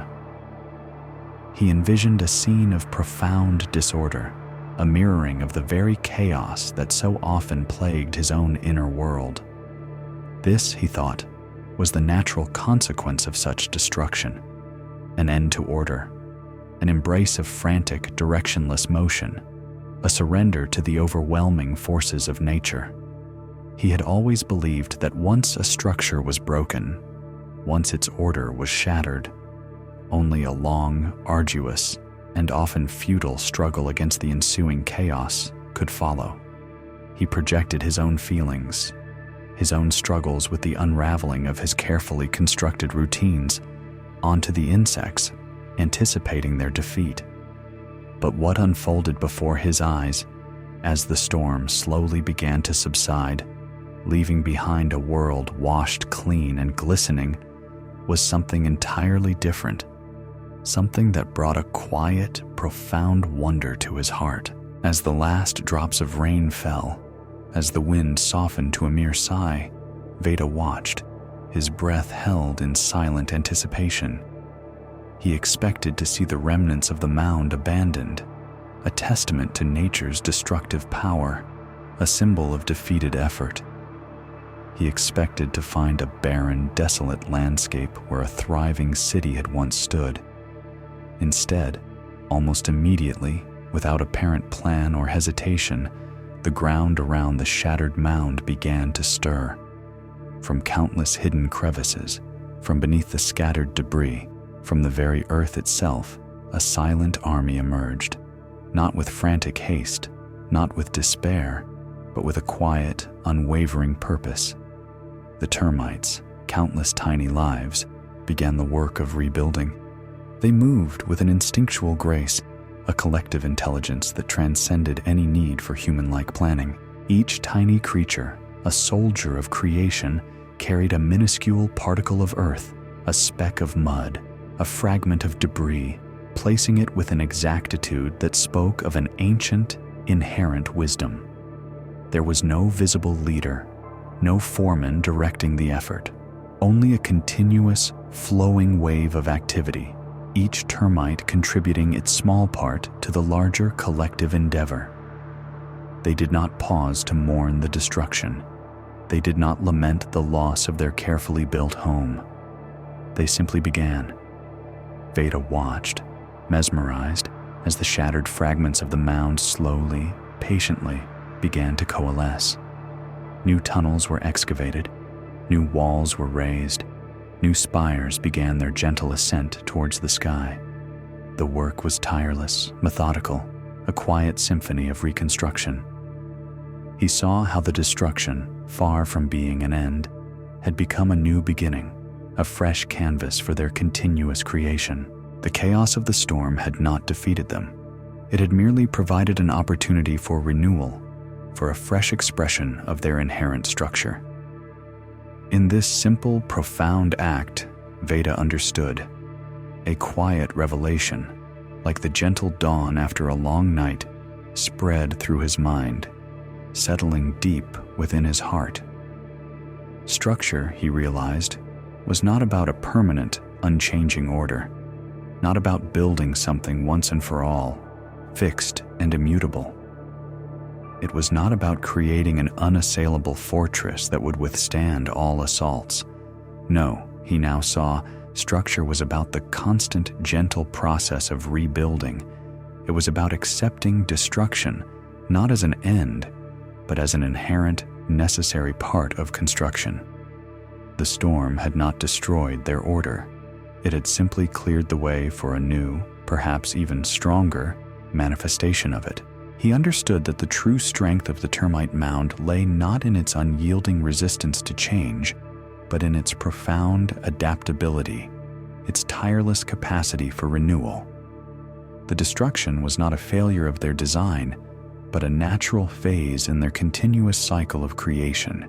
Each crumbling wall, each washed-away spire, was merely an invitation to begin again, to reform, to reshape, to rebuild. The order he so admired was not static, but a dynamic, flowing process, an ongoing dance between breaking down and building up. His own life, he realized, could flow with this same adaptable, continuous creation. The moments of disarray, the crumbling of his carefully constructed routines, the spiraling of his thoughts into unexpected directions. These were not failures, not signs of inherent chaos, but merely the natural phases of his own becoming. His inner life, like the termite mound, was not meant to be a rigid, unchangeable edifice, but a living, breathing structure, constantly in flux, constantly rebuilding itself. The disorder he had so feared, the chaos he had so diligently tried to suppress, was merely the groundwork for new forms, new understandings, new ways of being. He had longed for a fixed blueprint, an unwavering inner guide. But the termites had shown him a different path, a path of continuous process, of inherent knowledge that did not need a visible plan, only a tireless willingness to begin again, to adapt, to flow with the rhythms of life's inevitable changes. His attempts to impose a rigid, unyielding order on his own life had been like trying to freeze a flowing river, to hold a shape that was meant to transform. A quiet peace settled over Veda, a profound acceptance that eased the long-held ache in his chest. He looked at the termites, tirelessly rebuilding, and saw not just insects, but a mirror reflecting a deeper truth about himself, about all life. The quiet chaos of his mind, the subtle unraveling of his routines, no longer felt like a burden, but a natural part of his own continuous creation. He understood that to live was to build, and to build was to accept the constant, gentle process of rebuilding again and again, with each passing moment, with each passing season. His heart, once heavy with the weight of perceived disarray, now felt lighter, unbound, flowing with the quiet wisdom of continuous becoming.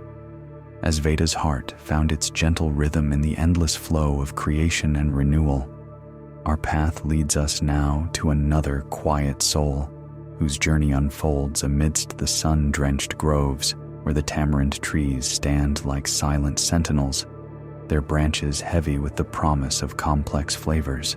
The air here, in this quiet corner of the village, often carries a subtle, tangy scent, a blend of earth and fruit, a fragrant testament to the life that thrives in the warmth of the sun. Here, among the sprawling limbs and rustling leaves, lived Nita, the tamarind collector. Her hands, nimble and stained with the dark, sticky pulp of the fruit, knew the subtle differences in each pod, discerning ripeness by touch, by scent, by the gentle curve of its shell. Her days were a quiet meditation on taste, on the delicate balance of sweet and sour that lay hidden within each fibrous casing. She gathered the pods, carefully, meticulously, knowing their value, understanding the unique place they held in the village's kitchens, in its remedies, in its very culinary soul. The tamarind, with its complex, tantalizing profile, was a beloved flavor, sought after by all. It lent depth to the simplest broth, brightness to the heaviest stew, and a refreshing tang to the sweetest drink. Yet, despite her intimate knowledge of the tamarind's nuanced flavor, despite her skill in discerning its every shade of ripeness, Nita carried within her a quiet yearning, a persistent ache for a taste that she felt was profoundly missing from her own life. She spent her seasons immersed in the collecting of this fruit, prized precisely for its complex blend of sweet and sour, but in her own existence, she felt only the sourness. It was a bitterness, a sharp edge that seemed to permeate every experience, always mixed, always present, even amidst the fleeting moments of apparent sweetness. She would find a moment of joy, a small triumph, a gentle connection, and almost immediately, a subtle undertone of dissatisfaction, a quiet prick of discontent would emerge, souring the experience, leaving a lingering aftertaste she could not quite shake. She yearned for pure sweetness, not the fleeting mixed sweetness of the tamarind, but an unadulterated, uncomplicated joy, a smooth, honeyed contentment that lingered without any trace of tang or bitterness. She believed, with a quiet conviction that settled deep in her heart, that a purely sweet life must be more desirable, more fulfilling, more truly peaceful. Why, she wondered, must every good thing carry with it a shadow, a counterpoint, a hint of something less pleasant? Why couldn't life simply be, in its entirety, sweet? This quiet yearning became a silent pursuit, a constant, gentle striving in her daily work and in her inner world. When she was collecting, she would spend hours sifting through the abundant pods, seeking out only those that showed the faintest hint of overripeness, those whose dark, brittle shells promised a pulp that leaned more heavily towards sugar than acid. She would leave behind the perfectly balanced pods, the ones the villagers prized for their complexity, deeming them too mixed, too indicative of the very taste she sought to escape in her own life. Her fellow collectors would sometimes watch her, puzzled by her meticulous selectivity, wondering why she would discard such fine, mature fruit. Nita would offer a quiet, vague explanation about a particular preference, a subtle difference in quality, never revealing the true depth of her search. She tried new preservation methods, hoping to distill only the essence of sweetness from the tamarind pulp.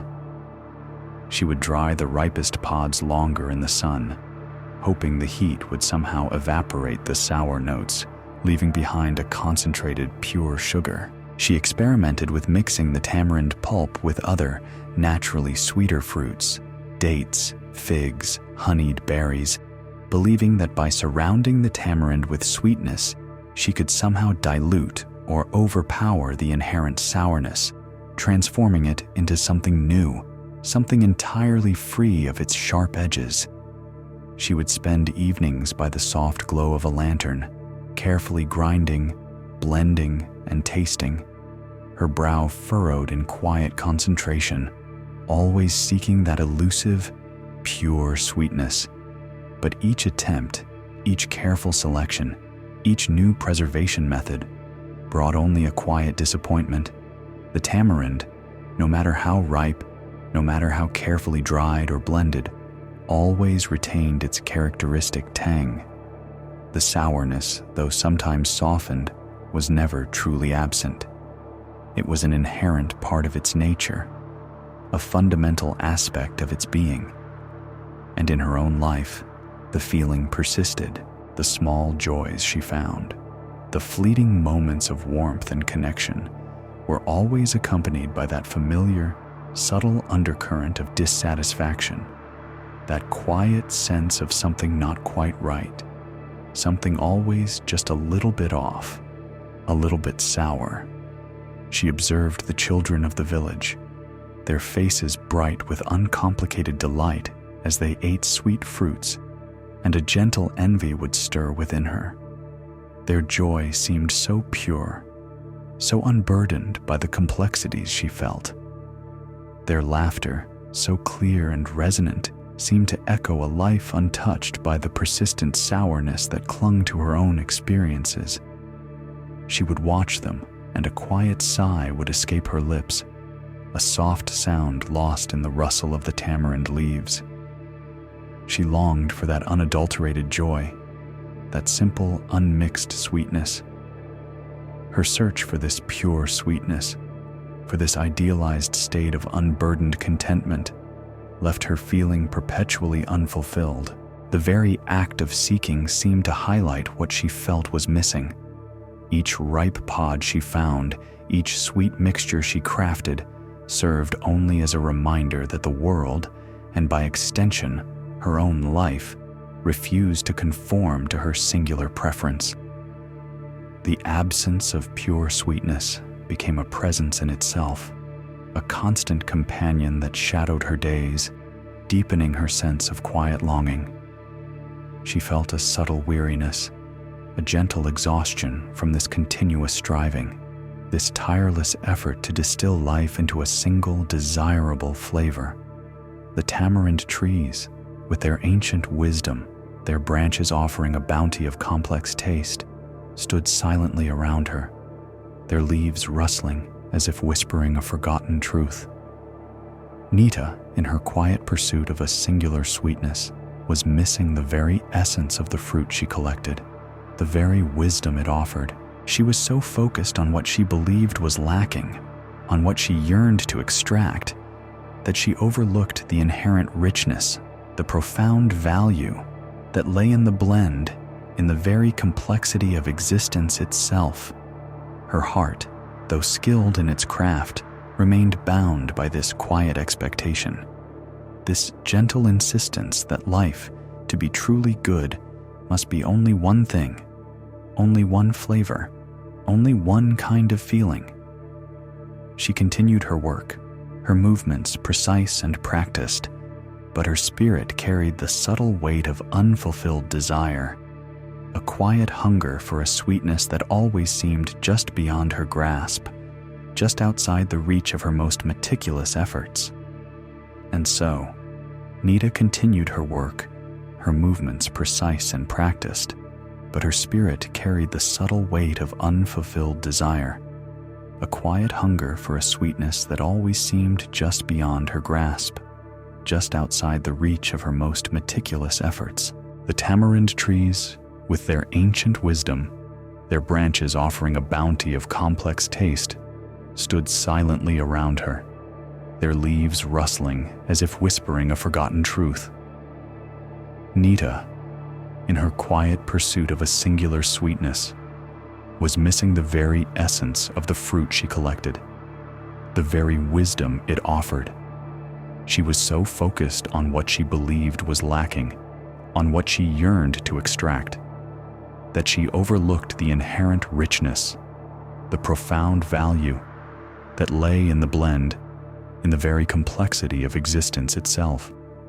Her heart, though skilled in its craft, remained bound by this quiet expectation, this gentle insistence that life, to be truly good, must be only one thing, only one flavor, only one kind of feeling. One quiet afternoon, as the sun began its gentle descent, painting the sky in hues of soft orange and muted rose, Nita sat beneath the shade of a particularly old and gnarled tamarind tree. The day's collecting was done, the woven baskets filled with pods waiting to be processed. A young child, no more than 3 or 4 seasons old, played nearby, their laughter a soft chime in the still air, their movements unburdened and free. Nita watched the child, a familiar longing stirring within her. How simple, how pure their joy seemed, untouched by the complexities she felt, unmixed by any trace of sourness.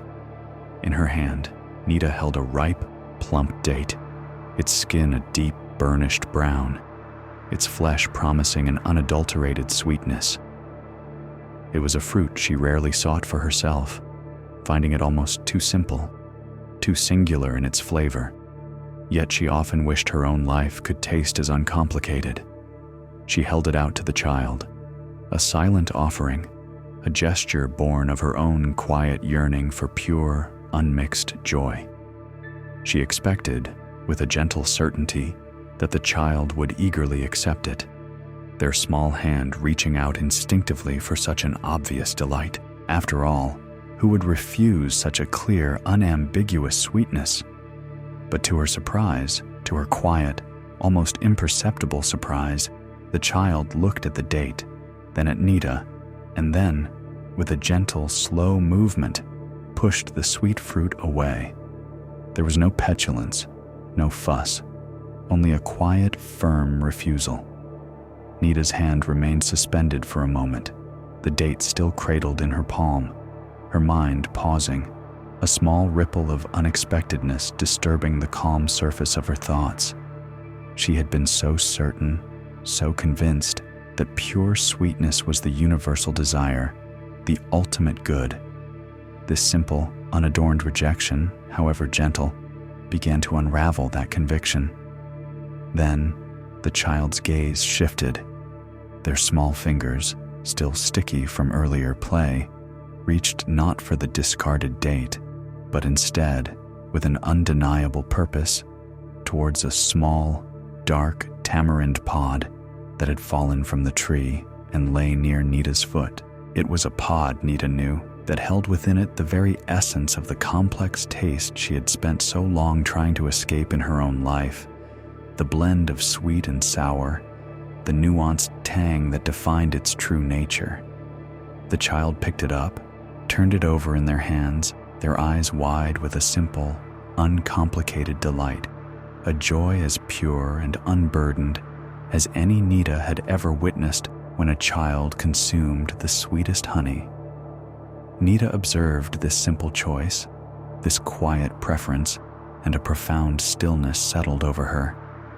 It was as if the rustling leaves of the tamarind tree had suddenly fallen silent, and the very air around her held its breath. The child, with their innocent, unburdened wisdom, had made a choice that directly contradicted every silent assumption Nita had held about taste, about desire, about what was truly good and desirable. The child was not seeking the purely sweet, the unadulterated, the uncomplicated.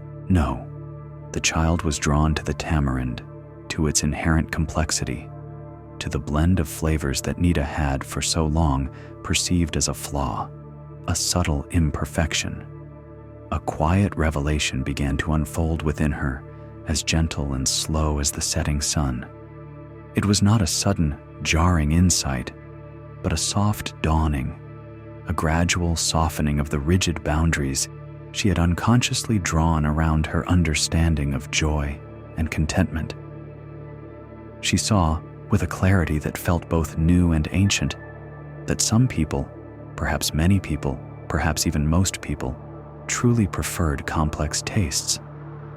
They found a deeper richness, a more profound satisfaction in the blend of sweet and sour, in the interplay of contrasting notes, rather than in the singularity of one dominant flavor.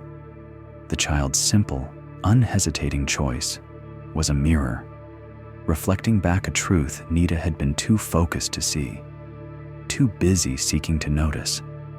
She thought of the villagers, her customers, who prized the tamarind not for its sweetness alone, nor for its sourness, but for the intricate dance between the two. They would speak of how the tamarind awakened the palate, how it added depth and character, how it was never merely one thing, but always a harmonious interplay of many. She had always heard their words, but her heart had not truly understood their meaning, for her own quiet yearning had colored her perception, twisting the blend into a perceived lack. Now, watching the child gently peel the dark, brittle shell of the tamarind, their small tongue tentatively touching the sticky pulp, Nita understood. The sourness was not a flaw to be eliminated, but an essential component, a counterpoint that allowed the sweetness to truly sing, to resonate with greater depth. Without the subtle tang, the sweetness would be flat, one-dimensional, perhaps even cloying. It was the contrast, the gentle tension between the two, that created the unique and cherished flavor of the tamarind. And in that quiet moment, as the last rays of sun dappled through the tamarind leaves, a deeper, more personal understanding began to bloom within Nita's own heart. If this was true for the fruit, for the complex tastes that brought such richness to the palate, could it not also be true for life itself? She had spent so long yearning for pure sweetness in her own existence, for an unadulterated joy, a life free of any sharp edges or bitter notes. She had seen the sorrows, the frustrations, the moments of subtle dissatisfaction as evidence of a flawed life, a life that was somehow lacking, somehow incomplete, because it did not conform to her singular ideal of pure, unmixed contentment. But what if, she now wondered, her own life, with its blend of joys and sorrows, with its moments of sweet delight and its persistent undertones of tang and bitterness, was not lacking at all? What if it held, not a deficiency, but a unique, valuable complexity she had not appreciated? The quiet prick of discontent, the subtle shadow that had often accompanied her fleeting moments of happiness, suddenly seemed less like a flaw and more like an integral part of the flavor, the very thing that gave her experiences depth and character, the very thing that made them uniquely hers. Her heart, which had carried the subtle weight of unfulfilled desire for so long, began to soften. It was a gentle release, like the first rain after a long dry spell, soaking into parched earth. She had been so insistent on distilling life into a singular, desirable flavor, when all along, life had been offering her a rich, complex tapestry of tastes, a nuanced blend that was perhaps far more profound, far more satisfying than the pure, unmixed sweetness she had so tirelessly sought. The gentle envy she had felt for the children's seemingly uncomplicated joy began to dissipate, replaced by a quiet appreciation for her own journey, her own intricate blend of experiences. She realized that her life was not less for its complexities, but perhaps, in its own way, it was more. It was a life seasoned by experience, deepened by contrast, made rich by the very interplay of light and shadow, sweet and sour. Nita looked at the child, still absorbed in the simple act of eating the tamarind, their face reflecting a quiet contentment.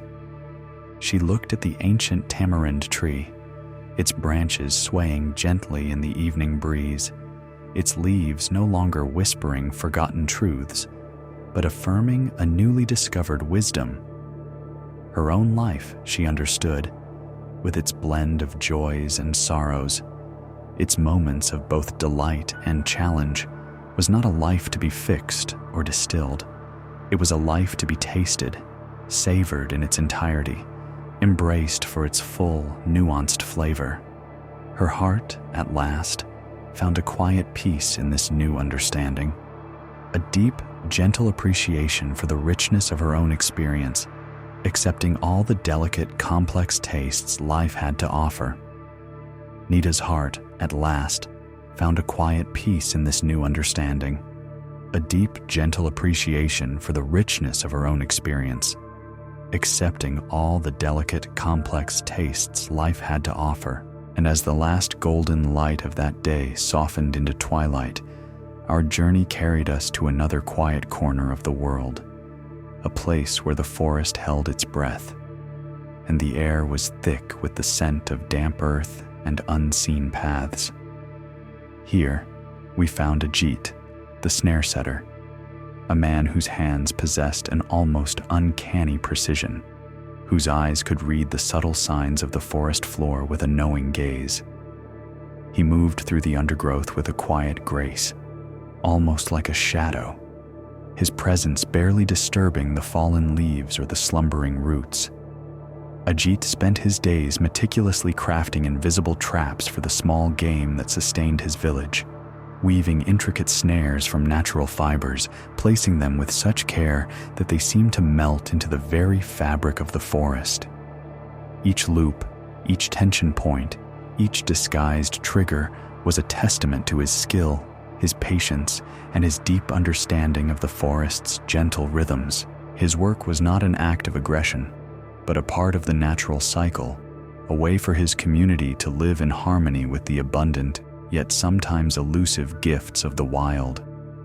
Yet, despite his mastery of setting snares, Ajit carried a profound and persistent feeling of being ensnared himself, not by physical ropes or visible nets, but by unseen obligations, by a web of duties and expectations that seemed to stretch out from his past and into his future, holding him in place.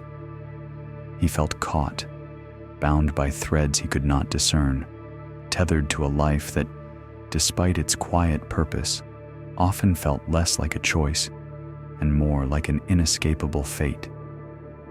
He looked at the animals he sought to catch, and sometimes, in their wild, unburdened movements, he saw a freedom he quietly envied, a liberation from the very ties that seemed to bind his own spirit. He tried, in his own quiet way, to find a path out of this unseen entrapment.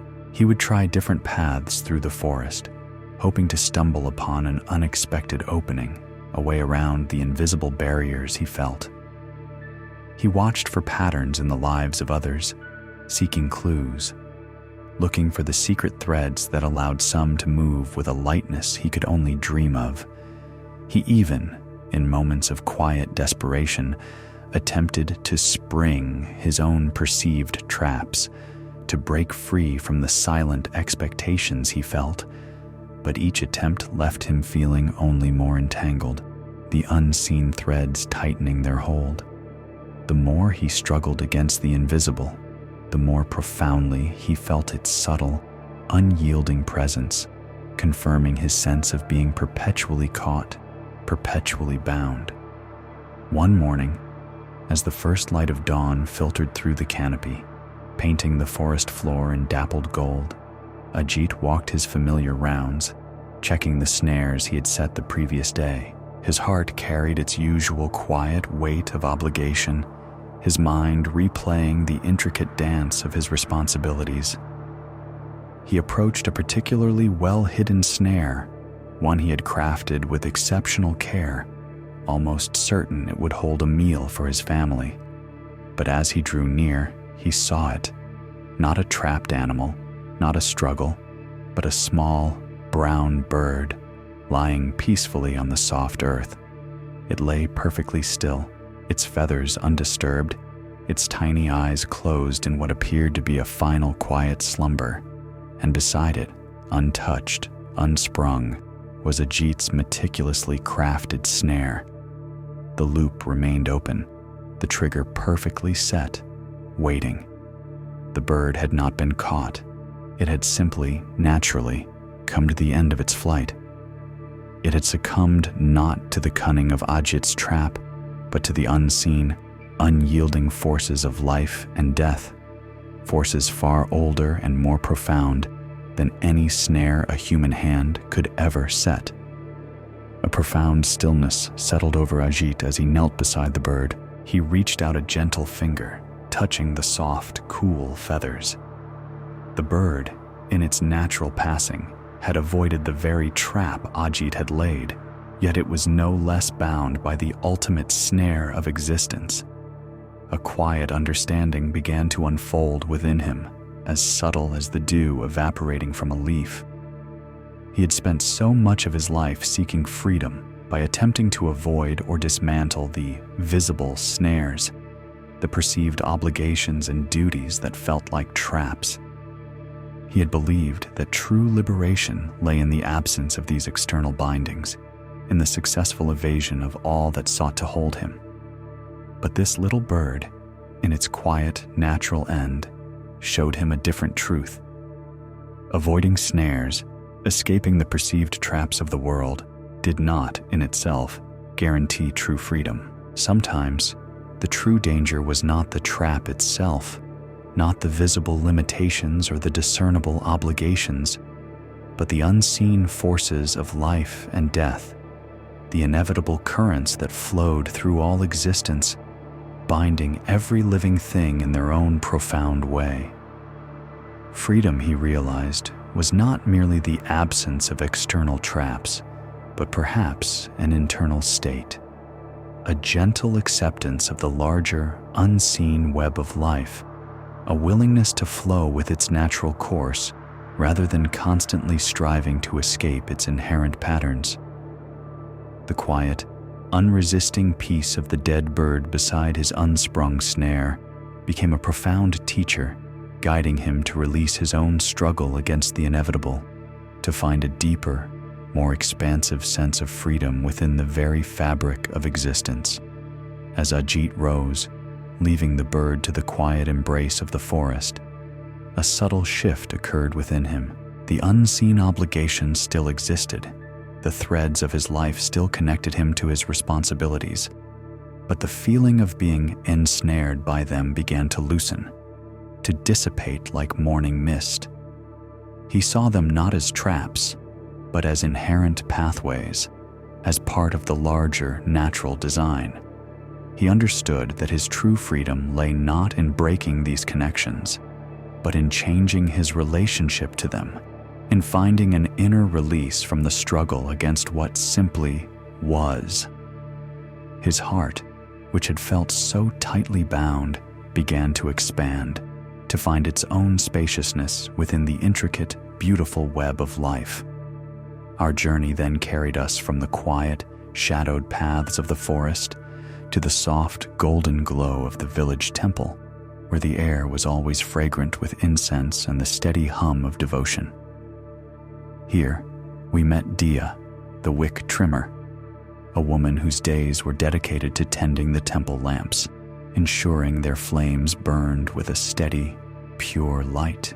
Her hands, though small, were practiced and precise, accustomed to the delicate task of trimming the lamp wicks to just the right length, carefully removing the charred ends to allow the oil to draw cleanly, producing the brightest, most unwavering illumination. Dia believed deeply in the power of a clear, steady flame. It was, for her, a metaphor for life itself, a life carefully tended, self-improved, focused on purity and clarity. She diligently applied this philosophy to her own existence, striving always for inner balance, for mental clarity, for a spirit that shone with an unwavering, perfect light. She read ancient texts, practiced quiet meditation, and sought always to refine her thoughts and actions, to trim away any imperfections, any rough edges, any distractions that might diminish her own inner glow. Yet, despite her tireless efforts, a quiet unease often settled within Dia. She felt, with a persistent, subtle ache, that her own inner light was dimming. The more she tried to perfect herself, the more she trimmed away what she perceived as flaws, the less vibrant her spirit sometimes felt. It was a paradox that troubled her. How could such diligent tending, such careful self-improvement, lead to a feeling of less light rather than more?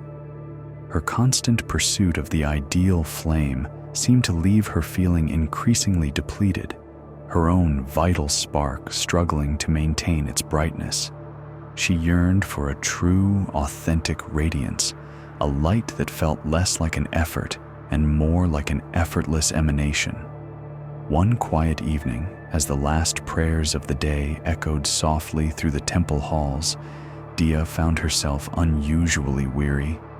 The day had been long, filled with many small tasks and quiet responsibilities. As she began her evening rounds, preparing the lamps for the night vigil, her mind drifted, lost in the quiet contemplation of her own persistent struggle. She moved through the temple almost unconsciously, her hands performing their familiar task, but her thoughts elsewhere. She lit the lamps, her fingers dancing over the wicks, and then, in her absent-mindedness, she moved on, forgetting to perform the final, crucial step of trimming a few of them. It was only later, as the temple grew dark and the lamps became the sole source of illumination, that Dia noticed. Some of the flames, the ones she had carefully trimmed, burned with their accustomed steady, bright glow, casting clear, defined shadows. But a few, the ones she had forgotten, burned differently. Their flames were wilder, perhaps a little smokier, their light less focused, more diffuse. They flickered and danced with an untamed energy, sometimes flaring up, sometimes settling into a softer, more wavering luminescence. They were not perfectly clear, not perfectly steady, yet they were undeniably, powerfully giving light. Dia stood for a long time, watching these untrimmed flames. She observed how they still chased away the shadows, how they still guided the eye, how they still offered warmth and presence. They were not the ideal flame she strove for, not the perfectly controlled, perfectly refined light, but they were, in their own wild, untamed way, still beautiful, still effective, still illuminating. They were simply burning in their own fashion, expressing their light authentically, without the constraint of her precise, careful trimming. A quiet, profound understanding began to dawn in Dia's heart, as gentle as the slow unfurling of a lotus petal. She realized that there were many ways to burn, many ways to shine, not just the one perfect way she had so diligently sought. The untrimmed wick, in its very imperfection, revealed a different kind of light, a light that was perhaps more raw, more expressive, more authentically itself.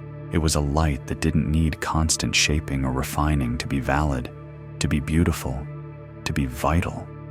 The very wildness she had always sought to control in herself, the untamed aspects she had striven to trim away, might in fact be sources of her own unique radiance, her own authentic expression of light.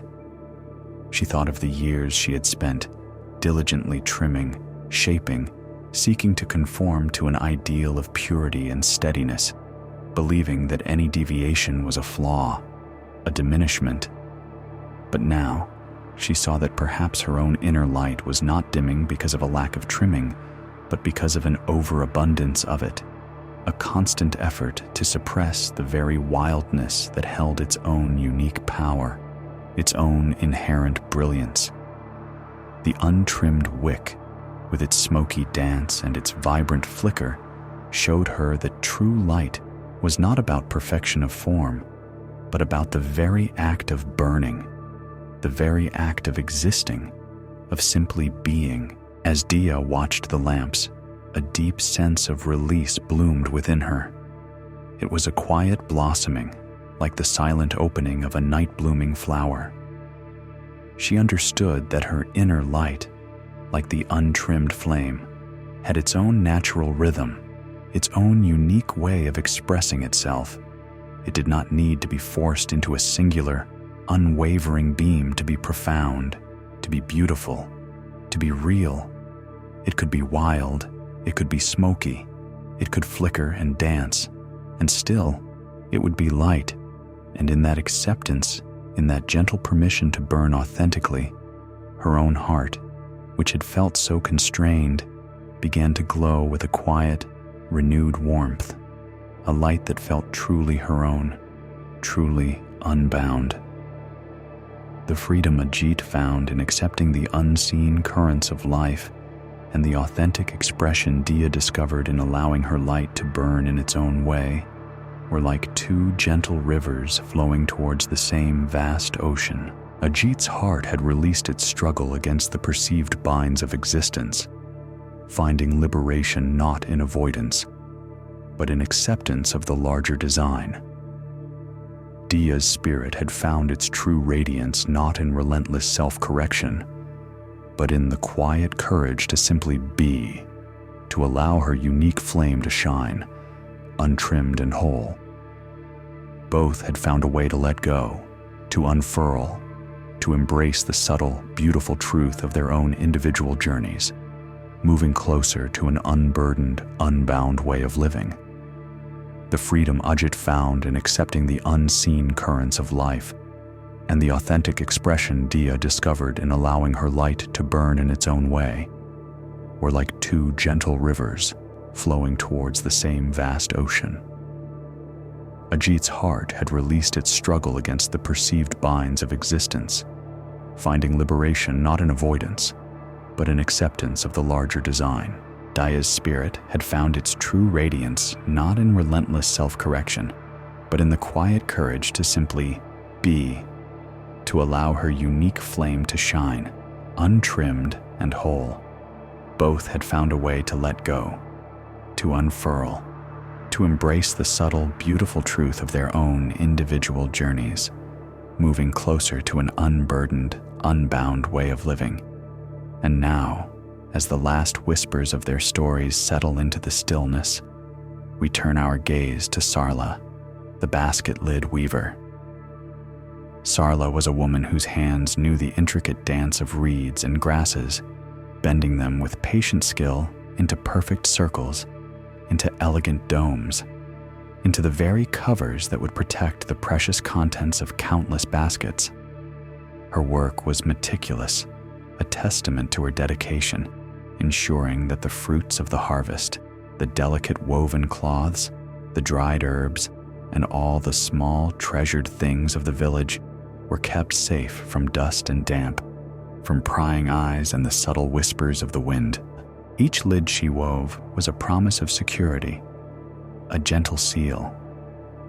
Yet, despite the wholeness and protection she brought to the world around her, Sarla carried a quiet ache within her own heart. She felt, in a way that was difficult to articulate, lidless herself. She crafted covers for others, ensuring their contents were safe and complete, but her own being felt exposed, unfinished, as if she were a basket without its crowning piece. She provided security for others' goods, but where was her own protection? Where was the sense of being contained, of being whole? She longed for this feeling of completeness, this sense of being fully formed. Sometimes, she would try to weave entire baskets, from base to rim, but her true mastery lay in the lids. Her fingers, so adept at the intricate patterns of a cover, felt clumsy when attempting the sturdy rising walls of a full basket. The baskets she made were never quite right, never as strong or as graceful as those crafted by the basket makers she supplied. She explored different styles of lids, experimenting with heavier weaves, with more decorative patterns, hoping that perhaps in the perfection of her craft, she might find the elusive wholeness she sought for herself. But still, the feeling persisted, a quiet yearning for her own inner container, her own sense of being perfectly sealed. One warm afternoon, the sun casting long, gentle shadows across the village square, Sarla sat outside her small dwelling, her hands resting in her lap, watching the world unfold. Nearby, a group of children played with a collection of her discarded lids, ones that were perhaps imperfect, or too small, or simply extras from a past order. Sarla observed them with a soft, distant gaze, her mind still caught in the quiet contemplation of her own perceived incompleteness. But as she watched, something subtle, yet profound, began to shift within her. She saw one child, a tiny girl with eyes bright as polished pebbles, use a small, round lid not as a cover, but as a plate for a handful of wild berries, gathered from the edge of the forest. The berries, deep crimson and purple, rested beautifully on the golden weave. Another child, a boy with sun-streaked hair, held a larger lid to his face, fanning himself against the gentle heat of the afternoon. Its light, airy structure created a soft, rhythmic breeze. Yet another had turned a lid into a small, makeshift shield for a game of pretend, its curved surface deflecting imaginary blows. Sarla watched, her heart softening, as the children transformed her creations, giving them new purpose, new life, new meaning. They were not merely covers, not merely objects of protection. They were plates, they were fans, they were shields. They were tools for imagination, for play, for sustenance. Her lids, in their simple elegance, were providing possibilities she hadn't imagined, serving needs far beyond the simple act of protection.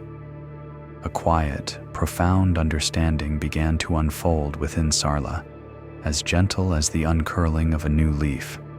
She realized that her work, her contribution to the world, was not limited to a single function, to the mere act of covering. It held within it an expansive potential, a capacity to adapt, to serve in countless unforeseen ways. Protection, she understood, was only one of many gifts she gave.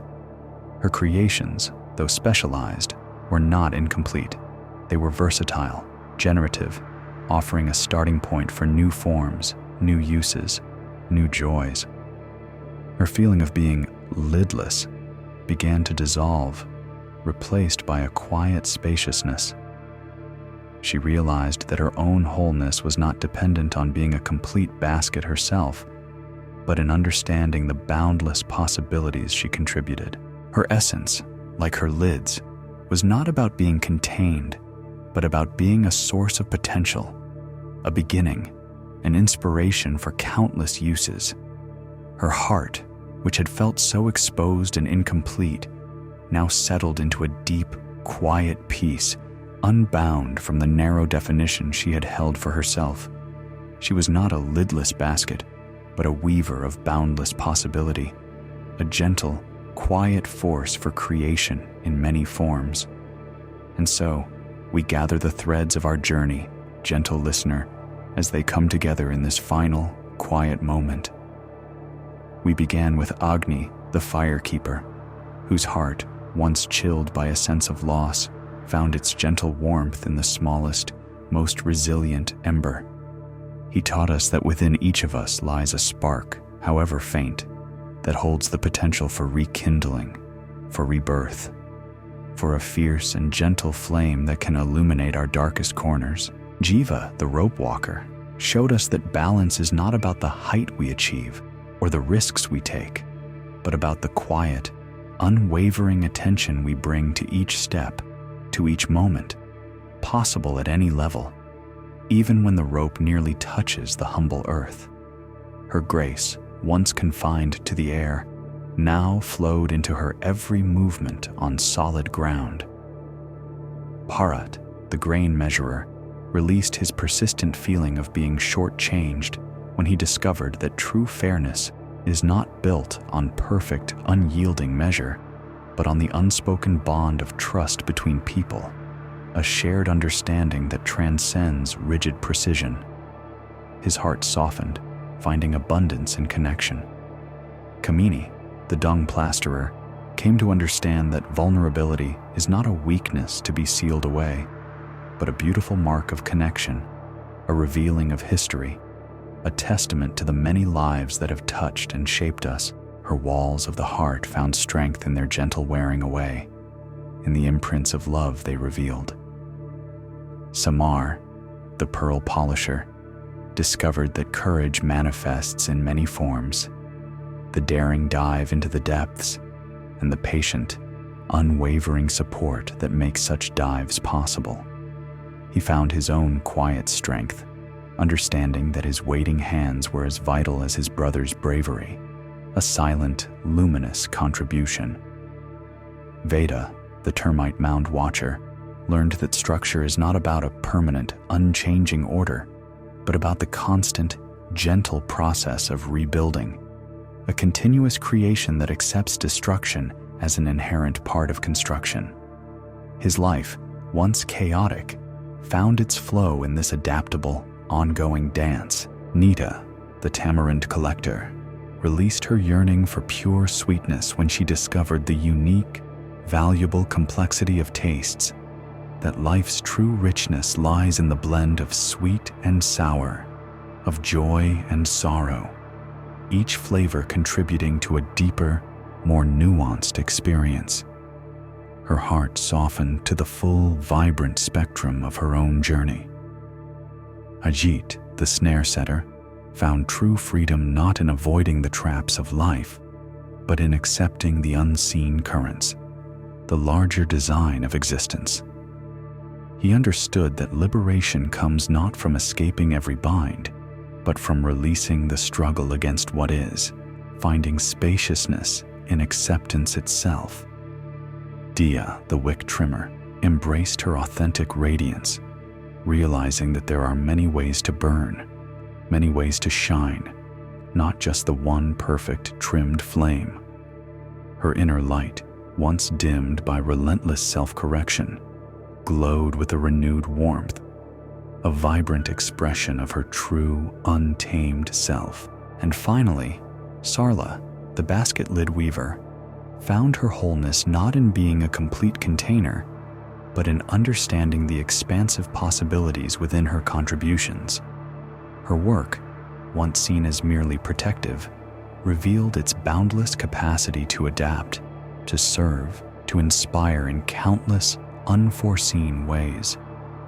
Each of these journeys, each gentle understanding, weaves a tapestry of wisdom that invites us to look within, to notice the subtle shifts, the quiet revelations that lie hidden in the everyday. The unbound heart is not a destination, but a state of being, a continuous unfolding, a gentle acceptance of all that is. It is the wisdom that recognizes the spark within, finds balance in attention, trusts in connection, embraces vulnerability, honors all forms of courage, rebuilds with grace, tastes the richness of complexity, lives in true freedom, shines authentically, and sees boundless possibility in every moment. There is nothing you need to do, nothing to fix, no one you need to become. Simply rest. Allow these gentle truths to settle within you, like the soft falling of leaves in autumn, like the quiet flow of a river under the moon. Feel the spaciousness that opens when the heart is unbound, when the spirit finds its own gentle rhythm. May your own inner spark forever glow.